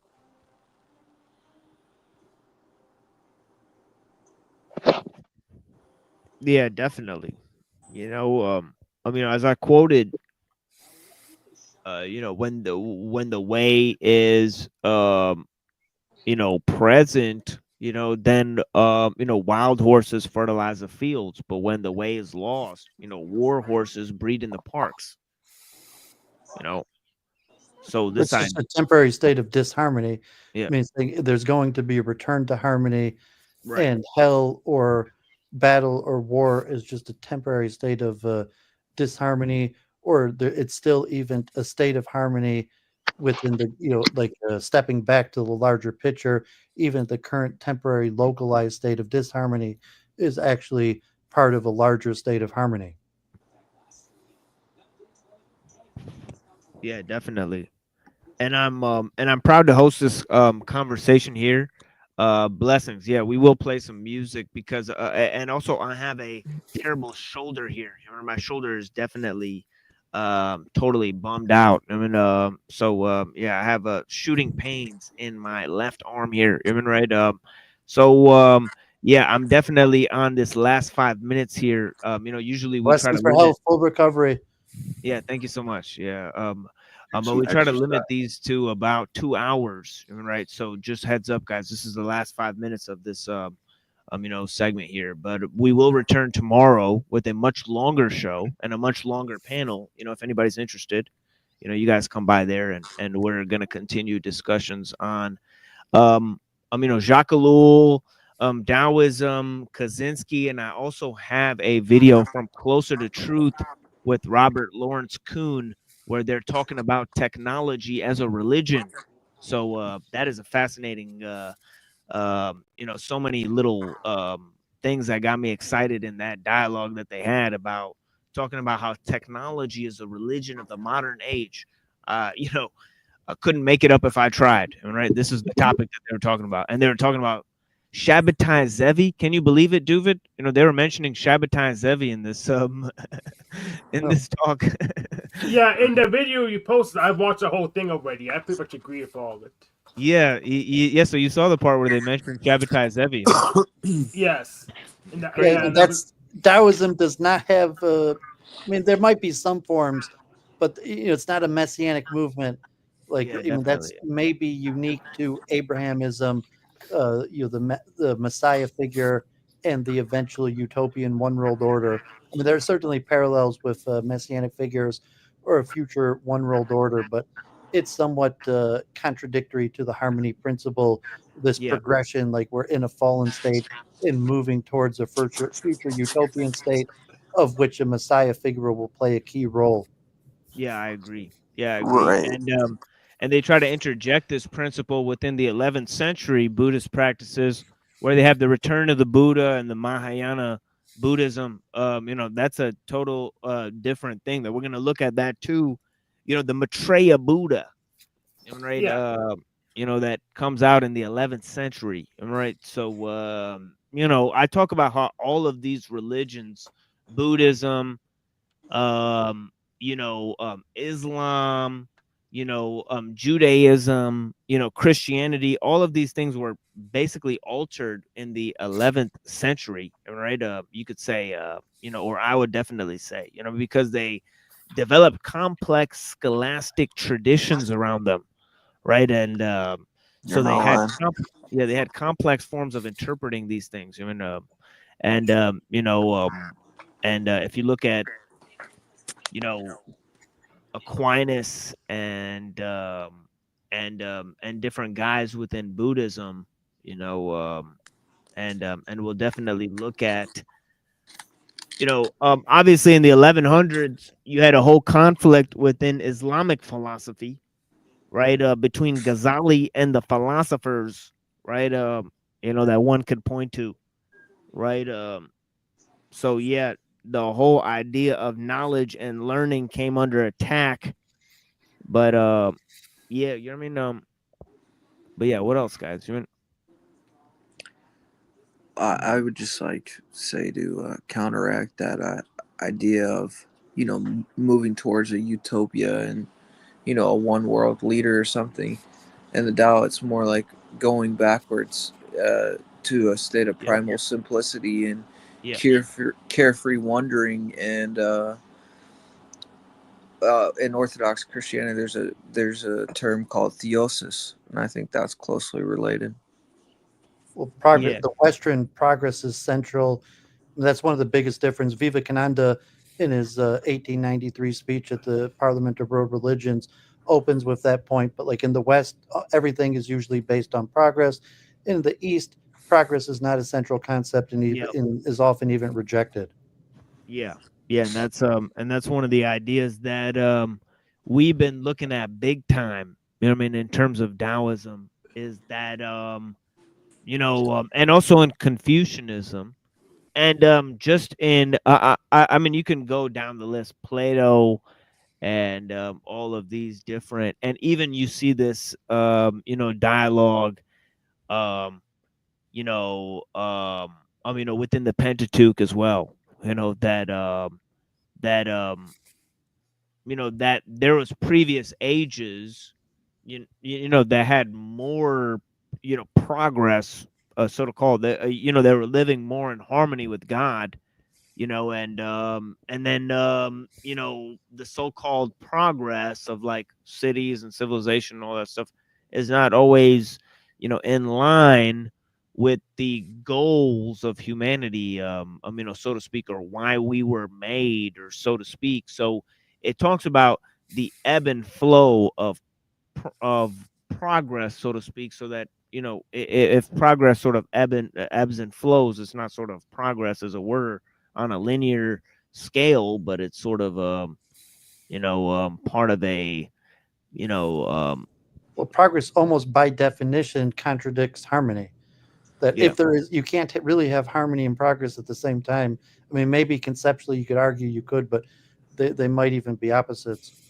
Yeah, I said this before, that we're just trying to throw the rock as far as we can, and we don't think of the heads we crack along the way. I call it progressivism. Yeah, and I think that when you see the entire scope of how you go to the city, and you mix with the gods of the people in the city, and then you have to, you're forced into the wilderness, and that's where Teddy Roosevelt. Remember, Teddy Roosevelt started the Progressive Party. What did he do?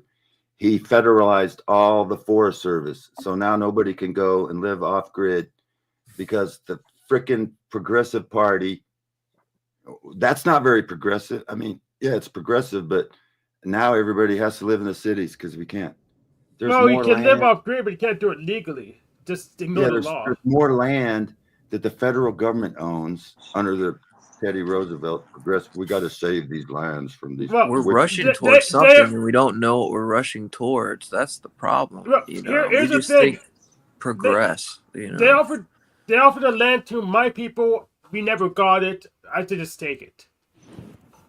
I don't know if we're rushing towards something or something from some sort of a higher intelligence. The federal government, the federal government got done with the Civil War. They got done with then they got done with the Japs. They got done with China, and then Teddy Roosevelt, he was fighting the South. Oh, the Rangers, what do you call them? And then he stole the American people's land, put it under the feds. That's the Progressive Party, man. Yeah, name it and claim it, manifest destiny.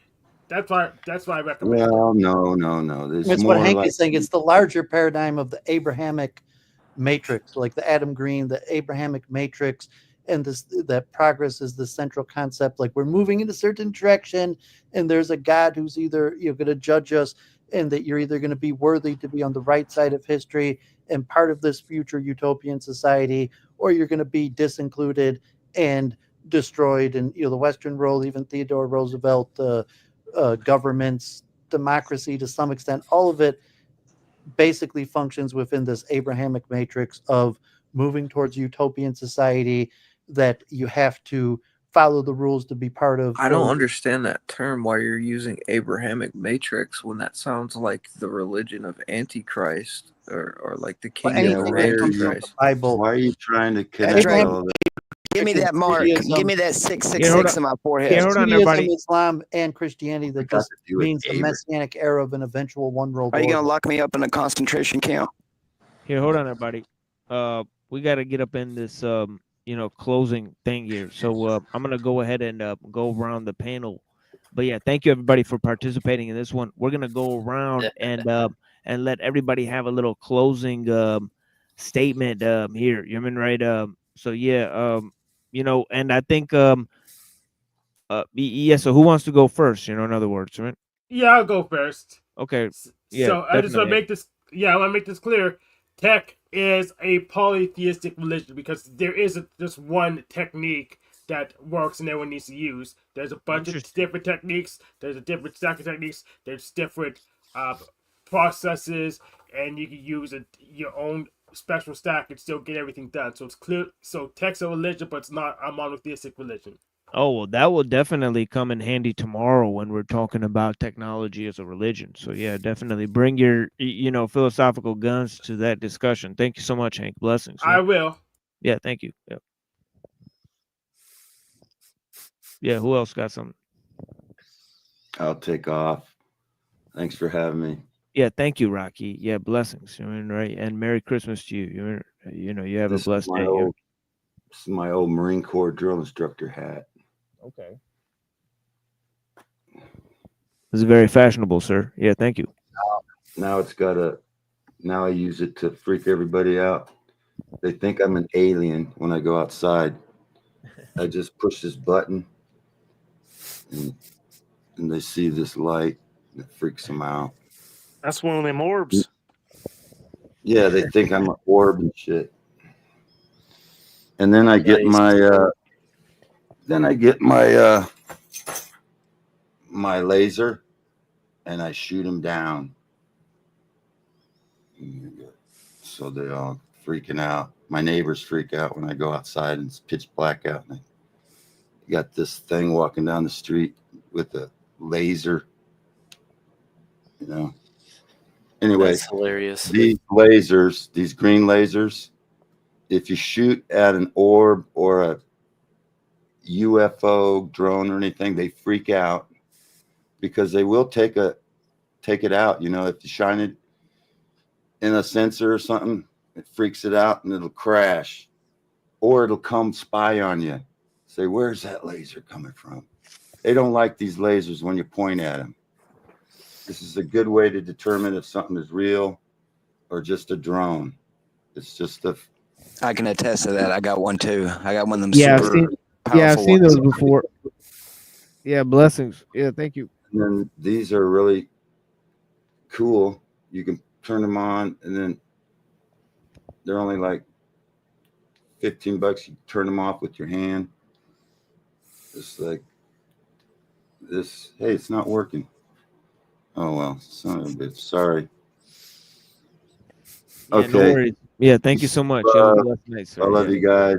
Have a nice thank you. night. I love you too. Yeah, have a blessed night. Yeah, thank you. Yeah. Well, yeah, Machine Lines, God bless, pleasure to meet you.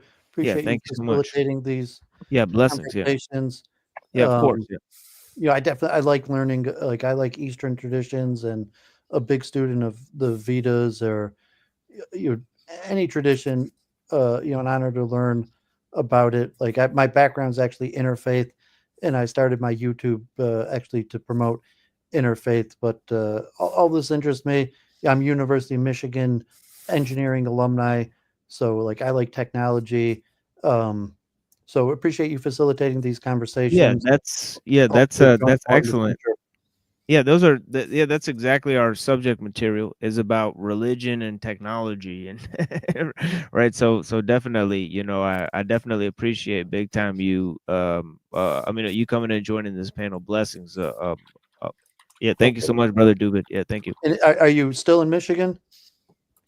Yeah, I'm still in Michigan right now. Yeah. Okay, yeah, I mean, a different time if you do a IRL meetup. I'm in Southfield. Yeah, but, definitely. Yeah, Metro definitely. Detroit. I'm like 20 minutes away. So yeah, definitely we could plan that. Yeah, blessings. Yeah, sounds like a plan. Yeah, thank you. Yeah, blessings. I'll go next. Definitely. Blessings, brother. Blessings. Merry fake birth of Christ Day. Sorry about your shoulder, man. Hope it gets better. Thank you. Interesting. Thanks for letting me on. Sure. Took some notes. Interesting. Down with the New World Order. So, nah, I mean. Yeah, nah, I mean. Blessings, y'all. Everyone have a great Christmas. Yeah. Easy. Yeah, easy, my brother.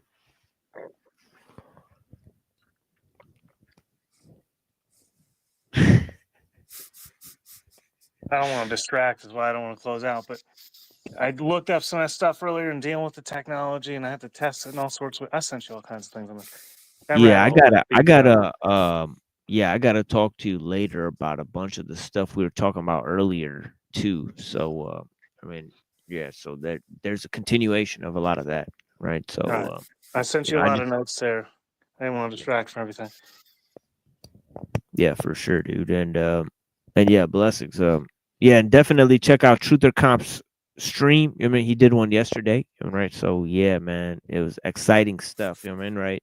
We're looking at this channel, the Panelverse, unveiling a video that we actually saw part of here. You know, was the discussion that Andrew Wilson had with Ethan Ralph in lieu of a debate. So this guy, the Panelverse, and actually very smart gentleman, the Panelverse presents.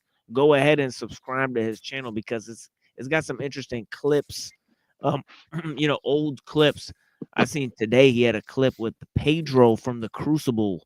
I mean, right, very old throwback clips, you know, of old internet debates and stuff. I mean, right.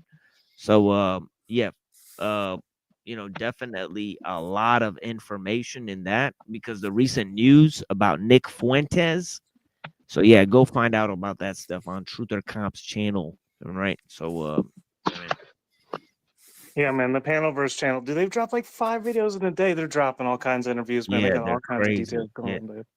Yeah, All right, I'm he gonna was get out of saying here. that. Yeah, he's saying that he's watching them as he premieres them, right? So he's saying he's watching them for the first time, right? So some wild shit, right? Oh, snap. Yeah, Oh, he's wow. on some crazy shit. Yeah. Wow. Yeah. All right. That's very, dude. This is a fascinating engagement. Can't wait to get Yeah. into it further, man. Be well. Yeah, definitely. Blessings. Yeah. Blessings, Yeah. brother. Be Peace. well. Yeah. Easy. Yeah. One of the things I was telling him was about the founding of the kill stream. You know how it gained popularity through the Gamergate scandal. You know what I mean? So, you know, obviously Andrew Wilson of the Crucible found his popularity through the kill stream, right? So, I mean, there's interplay there. You mean it's very interesting. You mean I'm getting into the like, you know, how all these people started all these fake internet shows, right? Because it's fascinating, right? How they do the gay ops with each other, right? So they have these fake conflicts with each other online, right? So you know we're cataloging all this information, right, as it goes out, right? But yeah, I mean, you know, we're watching all these little online groups, right? So it is what it is, right?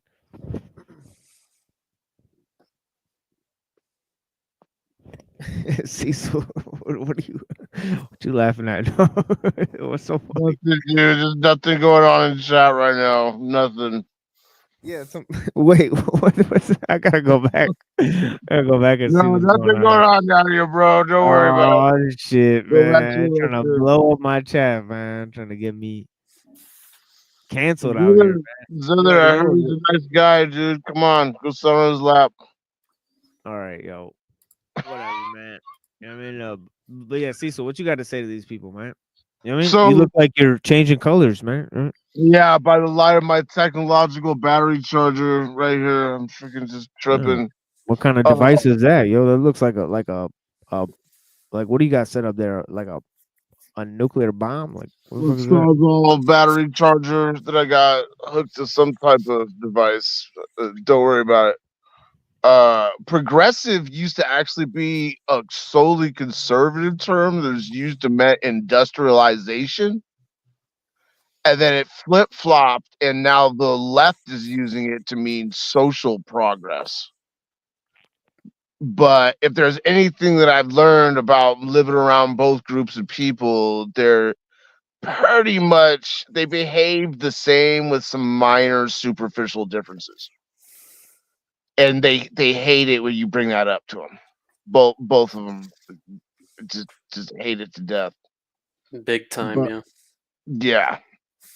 But Truth or Cop is not above living out in the country and giving a horse some type of opiate suppository so it can't get away, and then filming that, and then what he does to it, and then maybe that's how he makes his money on the side. And that's some gay ops right there, dude. That's some fake internet conflicts. They're way more common than you might even think. Damn, numbers rising. You know what I'm saying? Yeah.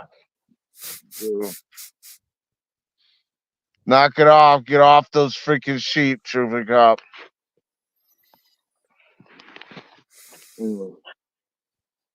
Yeah, there it is, Cecil Drake. And I believe his tagline says, eat shit and die. Thank you so much, Cecil. Blessings. Right? No problem, bro. Yeah, thank you. Yeah, and all the rest of you beautiful people, you know what I mean? Unseen warfare. Man, what you got for us, man? All right. So, based off what he just said, I was thinking about the social justice gospel and how people are kind of looking for a kingdom of man. And I think that if we do have a utopia, it'll be a false peace, and it'll inevitably bring about an antichrist, and it won't be good.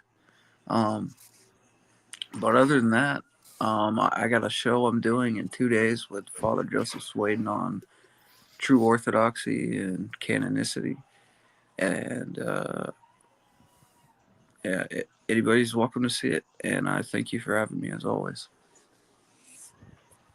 Yeah, thank you so much, Unseen. Blessings. Yeah, definitely send me a link to that. All right. Got you. Yeah, definitely. Yeah, man. You Later, know, brother. yeah, later. Easy. Right. Later, brother. Yeah, and we got y'all tomorrow too. So, it is what it is. We got Rocky coming back, you know what I mean? What's going on, brother? Oh, I forgot. I learned something today, or maybe a week ago. Anyway, the sun goes down in the sun equinox. It goes down, and then in 3 days it returns. So Christmas is celebrating the light of the world that goes down into darkness, or maybe in the grave for 3 days and comes out. Kind of like, so don't get pissed off at the sun worshipers, because Jesus, the Son of God, he also descended in 3 days. Okay, so that's why people worship the light of the world that lights the world. Jesus is the light of the world. It's an analogy, and I don't know if the pagans, that's why they did it, because it represented like Christ or I don't know, but it's kind of, just give them a break. There's people that worship the sun. Why? Because it's the light of the world. There's people that worship Jesus. Why? Because he's the light of the world. Right. And anyway, it's a pretty cool analogy. And I just learned that, and it's gave me a different perspective on people that celebrate December 25th. It's the day it comes back out. It's like the resurrection day. So, give everybody a break, Yeah, I'm definitely not trying to judge people too hard, but yeah, it is what it is, right? But Saturnalia, the world, the pagan world, or something, used to worship the light of the world that showed up every day on time. Jesus said he was the light of the world. Some people celebrate Christmas because that's the sun goes away for it's the lowest part for 3 days and comes back. So it was pretty interesting. I thought it was pretty interesting analogy, or whatever you want to call it. Anyway, sorry. yeah, It's Christmas, and I forgot that my last words. I should have remembered to say that, but I forgot. So Merry Christmas. You can spell Mary Merry, or you can spell it Mary like in Mother Mary worship. Where Mary has the baby, Mary, Christ, Mass, or I don't know. It's like code word or something. Good night. Thank you for having me. Yeah, blessings, Rocky. Yeah, you have a Easy. blessed night. Yeah, definitely praying for you. Yeah.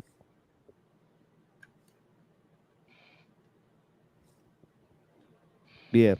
Yeah, If you peace be don't with like you too. pagans, if you don't like pagans, get off our freaking holidays, then, bro. You know what I'm saying? Exactly. Get off our holidays. And what was the other thing? Oh yeah, at least the sun in the sky actually exists, motherfucker.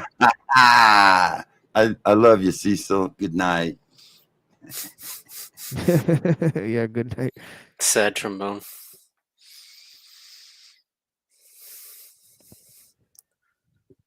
Yeah, what you got to say to these people, Red? Red Kaczynski. Yeah.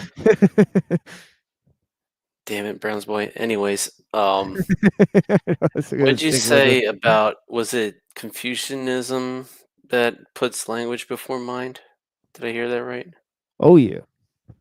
It seems kind of crazy to me in a way, because like language is for communicating. So like, what is communicating if there's no mind, and then what's communicating? It would seem to me that mind would have to come first. Unless you're like a Darwinist, maybe. I don't know. Yeah, and that's why it's interesting because was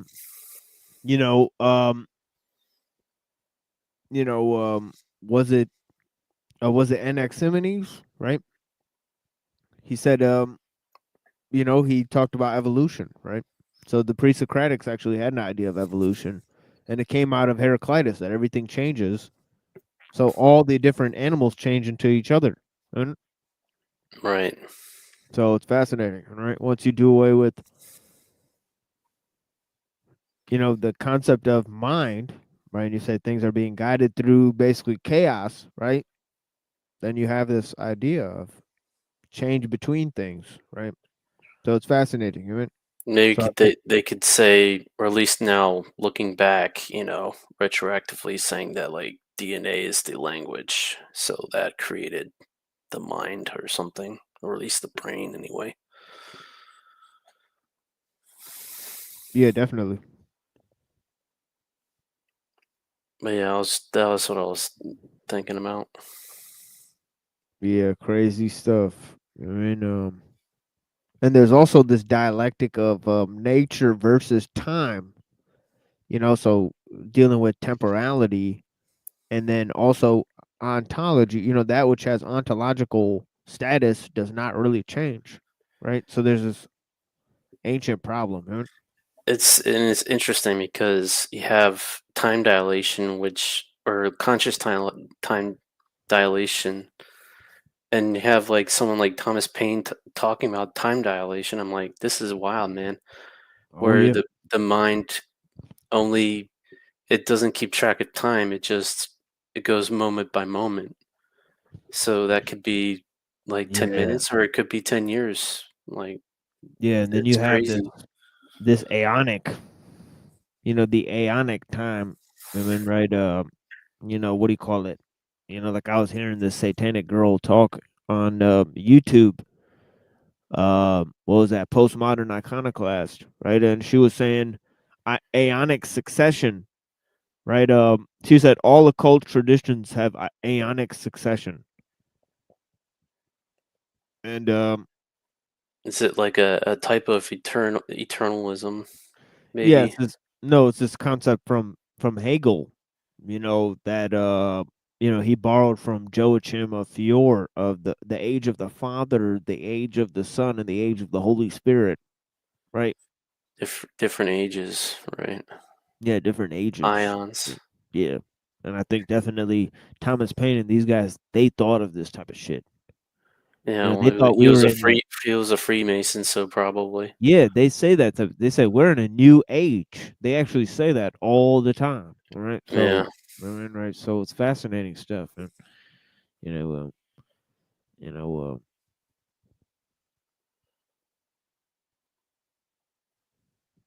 yeah, definitely. Paine would probably be way too basic nowadays, for especially for neuroscientists and whatnot. But yeah, definitely. the concept applies, I think. Yeah. Oh wait, Cecil's here again. Round Cecil, 3. what the hell is this?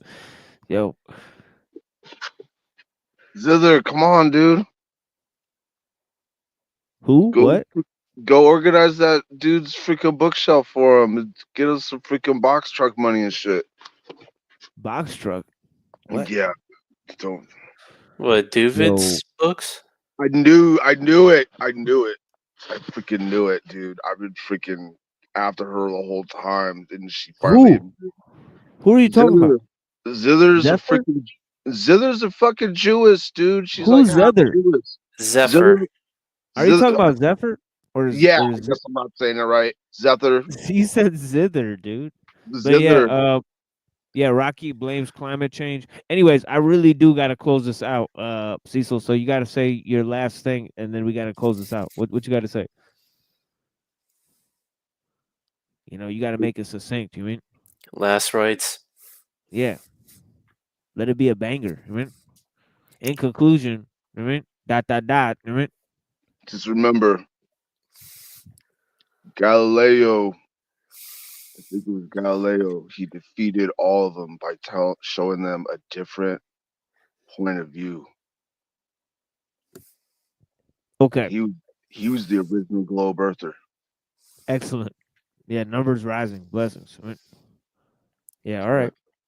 Yeah, real talk. Peace out, Girl Scout. Yeah, peace out, Holmes. Right? Optics are high, I suppose. Exactly. All right, Reddington. Blessings, dude. Right, easy. Yeah, talk to you soon. You know what I mean? Hit me up at any time. Blessings. Yep.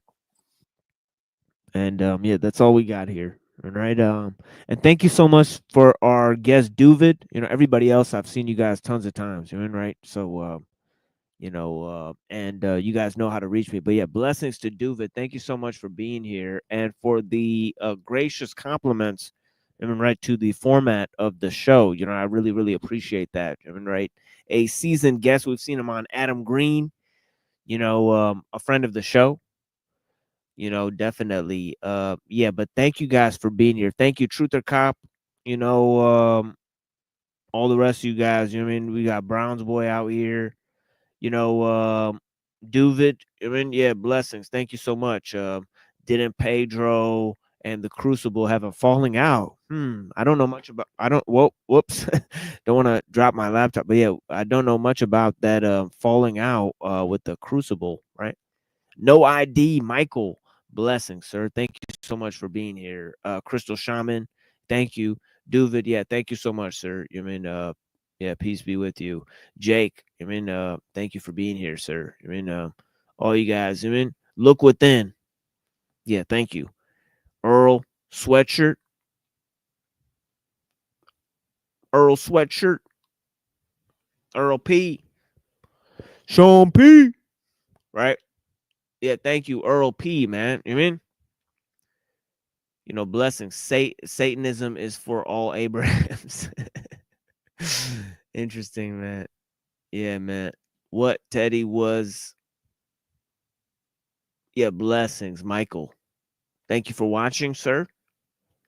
You know what I mean? Thank you so much to Claire from Secular Quranism. You know what I mean? Definitely go check her stuff out. Office of Secular Quranism. You know what I mean? Progressive starts with money, Jake. Yeah, thank you so much. Dogma Free. Yeah, thank you for being here, sir. Thank you so much, Zephyr, for being here with me all the time. You know what I mean? Yeah, all you guys, man. You know what I mean? Dr. D Head, thank you for being here, sir. Mr. DeFreak, thank you so much for being here, man. You know what I mean? All conversations lead to Jesus Christ, he says. You know what I mean? Dude, Christmas isn't even over yet. Yeah, we have all tomorrow too. Yeah, did you guys hear about Bethlehem? You know, so many kids died in Bethlehem. You know, that's in Israel, right? That they couldn't celebrate the Christmas, man. You know what I mean, right? So think about that, man. The place where Jesus was supposedly born, Bethlehem, right? Got so many kids dying, right? You know, this is some sad stuff. Do people even know what's going on outside, man? You mean? This wild shit. You mean? But yeah, thank you guys, man. You know, peace to everybody out here, and peace to the children in Bethlehem. You mean? Thank you guys, man. You mean? And yeah, televised apocalypse. Peace be with you, brother. Thank you so much for being here with us. You mean? And yeah, all you guys, man. That's it. You know, and definitely unseen warfare. You know what I mean? You know, blessings, guys. And here is something I put together earlier. You know, just some video representations. You know what I mean? And yeah, okay. We'll be back tomorrow. Some music, some philosophy, right? And you know, as I explained earlier, it's gonna be Ellul, Taoism, right? Video reactions, right, to news and stuff. You know what I mean, right? And we'll also have you know, some ideas about Kaczynski, right? So we'll look at that, and we're getting to the most interesting part, in my opinion, of the technological slavery, right? I have sinned. I have killed many people. For money. Out of ignorance. Out of evil. Out of hatred.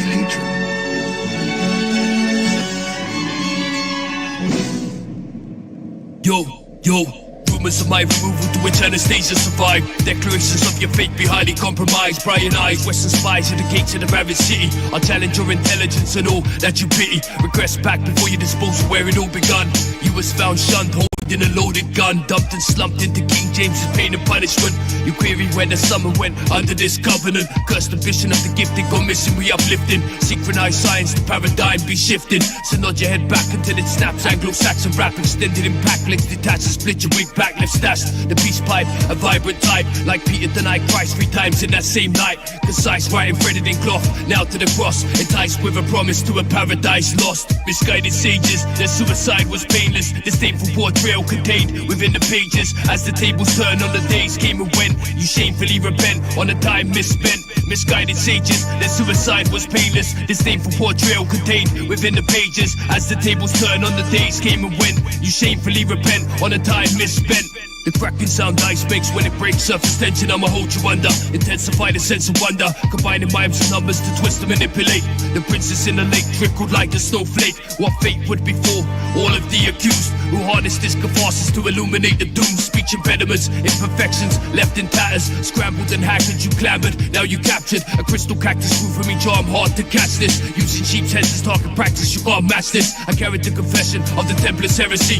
Pray for redemption, now bow when they mention me. Chased through centuries to cross this advanced race. How the rail flourished and then vanished without a trace. Barbed wire around your neck, priceless moments that you kept. All crashing aspirations led river to a death. Misguided sages, their suicide was painless. Disdainful portrayal contained within the pages. As the tables turn on the days came and went, you shamefully repent on the time misspent. Misguided sages, their suicide was painless. Disdainful portrayal contained within the pages. As the tables turn on the days came and went, you shamefully repent on the time misspent.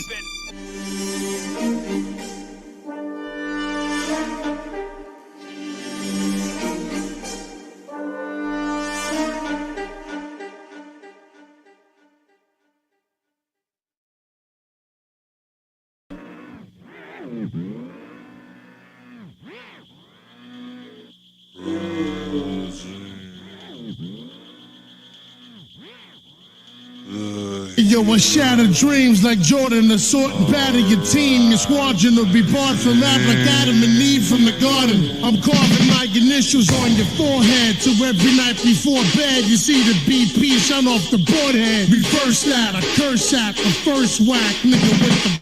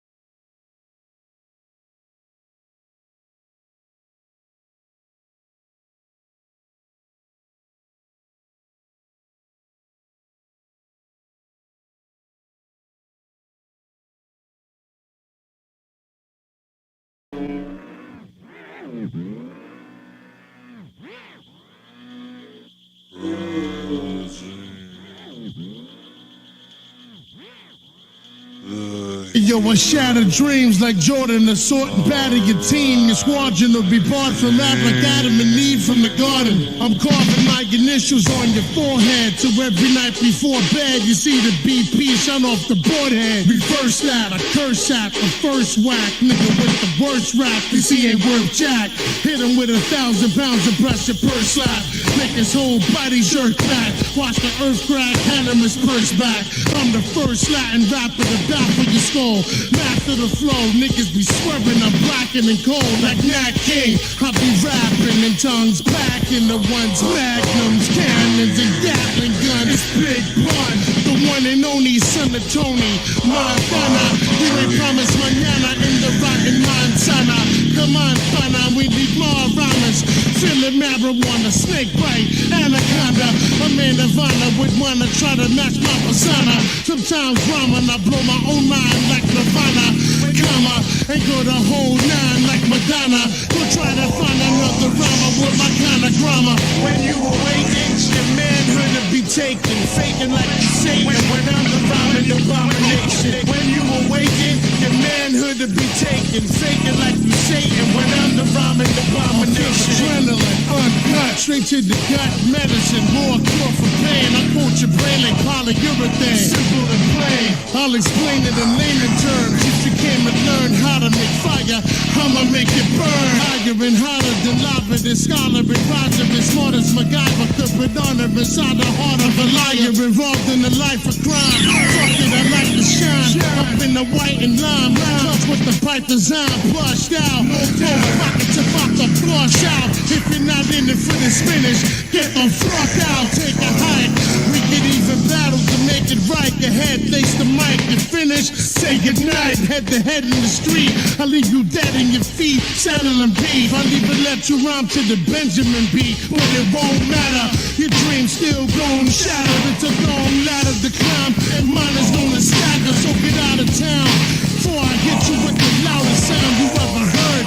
There's a bird playing you out of bounds. When you awaken, your manhood to be taken, shaking like you Satan when I'm the rhyming abomination. When you awaken, your manhood to be taken, shaking like you Satan when I'm the rhyming abomination. When you awaken, your manhood to be taken, shaking like you Satan when I'm the rhyming abomination. You know the fun addition with your whole steeds is unofficial. I'll come and get you and let the desert ease. Tongue visual with one pistol and two clips.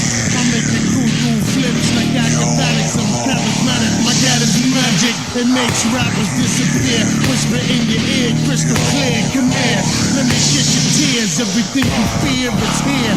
You ain't gotta search further. The first murder's the worst. Now I thirst further for reverse birth. Every verse hurts. Every curse word's already more offending than that immerse worse. I thirst for blood like a vampire. Any man claiming his cam's tighter is a goddamn liar. I set him on fire, retire your chain of thought, drain a quart of blood out your brain and leave you insane in the dark. The king in New York lays his crown and the boogie down and sprays the town with the Mac hoodie down. I'm no joke.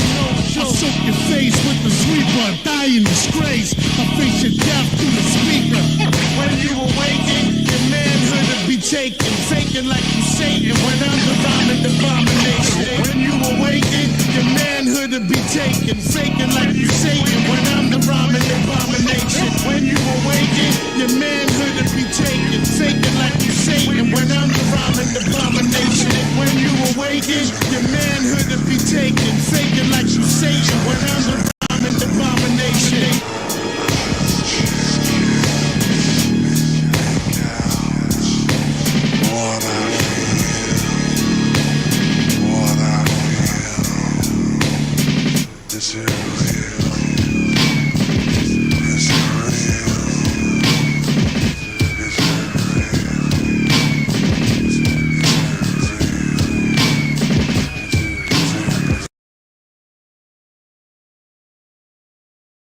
Usage of musical instruments. Drums navigate your intelligence is an odd mutation. Mercury, take element when heated, poisonous black lotus, flammable oxygen when smoking cigarettes. Lethal byproducts choke. A cooling temperature point dissolves thought.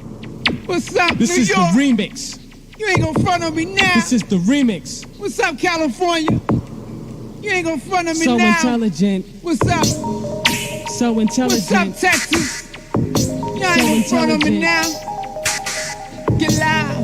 Instantly galvanization of parts utilized proportionate into the next wave, achieving as percent mention hits to my sentence, wielding lateral suspension. Pounds per square inch, incrementing structural strength. Usage of musical instruments, drums navigate your intelligence to odd mutation. Mercury, take element when heated, poisonous black lotus, flammable oxygen when smoking cigarettes. Lethal byproducts choke. A cooling temperature point dissolves toward cords connecting neurosynapses prescribed. Pharmaceuticals collab bridge circuitry, signs of medicine indicate behavior of a human being. Precious bionic, balance basically beforehand, better abnormal performance position. Observe my brain combine different lobal and left and right images. Disturbing relaxation. Intoxicants, hybrids, distort perception. Mounted tripods prepare my telekinetic reflection.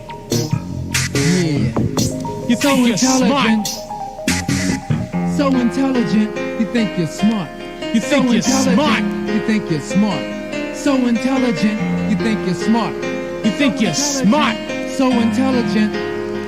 Yeah. So intelligent. Analog compound, mid-range format, robot, sonic, inmate, tag team, dream scheme, bionic, digital, alloy, mechanical. Range helmets, lock, satellite heights, expand mandatory. Dismantle while you handle particles on the space trunk pump. On aluminum alloy cartridges, space 84 man, Colt Rebel 83 plus RPM rocket exhaust. Engines real, industrial, mechanism, print service on liability, like Delco batteries levels. Coincide information manufactured regarding offices. State control systems network, insulting results, reproduction construction, KTLA5 chrome silver grain elements, attach antennas on cordless mics, computerized handmade, talking remote control bathrooms through ATM machines, release gas from stomach steam. Anti-rectal careers distribution is moving, charts on billboard like Tom Cruise, Johnny Light in the racetrack, stuck on floors with thumbtacks. Bi-coastal amplifiers make New York walk my walk. Legend status 8,000, no metal pages in the source. Boss you lose, crews get booed and chewed by 5 billion people equal. Flex, red alert, Barbados stretch, come to the turntable. Update what is north or south, east or west. Texas, come to the party. So intelligent, you think you're smart. So intelligent, you think you're smart. So intelligent, you think you're smart. So intelligent, you think you're smart. So intelligent. Yo, Finland, come to the table. Bulletin of the atomic scientist, centennial teleport, 15 micron, satellite type channel osmosis, apostasy cell movement, parallel symbiotic biosis, symmetrical vertical cathedral cascading colored lights, galaxies, Romulan mercurial elements, balance 30 moon system, Jupiter Sagittarius digital accumulation, package chip compression, alternating current AC, direct DC, smoke a blunt head beams like Aquaman, speed up my molecules pass directly through walls. I take a mic to an MC's ass. You're a jelly candy in 5 different flavors. Savior, asymmetrical shapeless, amorphous life form. Planet, plan ET descendant. Starting in a quick infinite second. You're so intelligent. So intelligent. You think you're smart. So intelligent. You think you're smart. So intelligent. You're so intelligent. You think you're smart. So intelligent. So intelligent, you think you're smart. You're so intelligent. Yeah, big boys in the house, coming on through. Yeah, you got the mix downtown New York City live. Checking out the sound. We can roar. Check us out, coming in. Madison Square Garden live. It's all over, y'all. It's all over, baby. It's all over. It's all good, baby.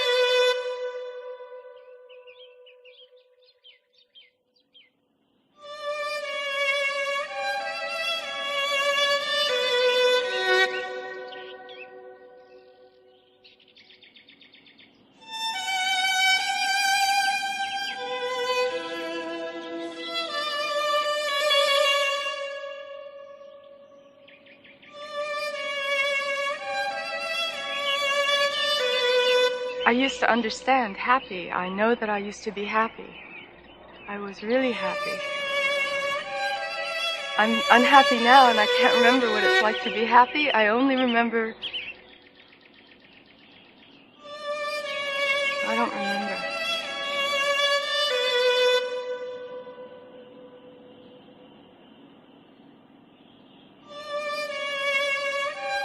I remember being happy only in comparison to not being happy, which is what I am now.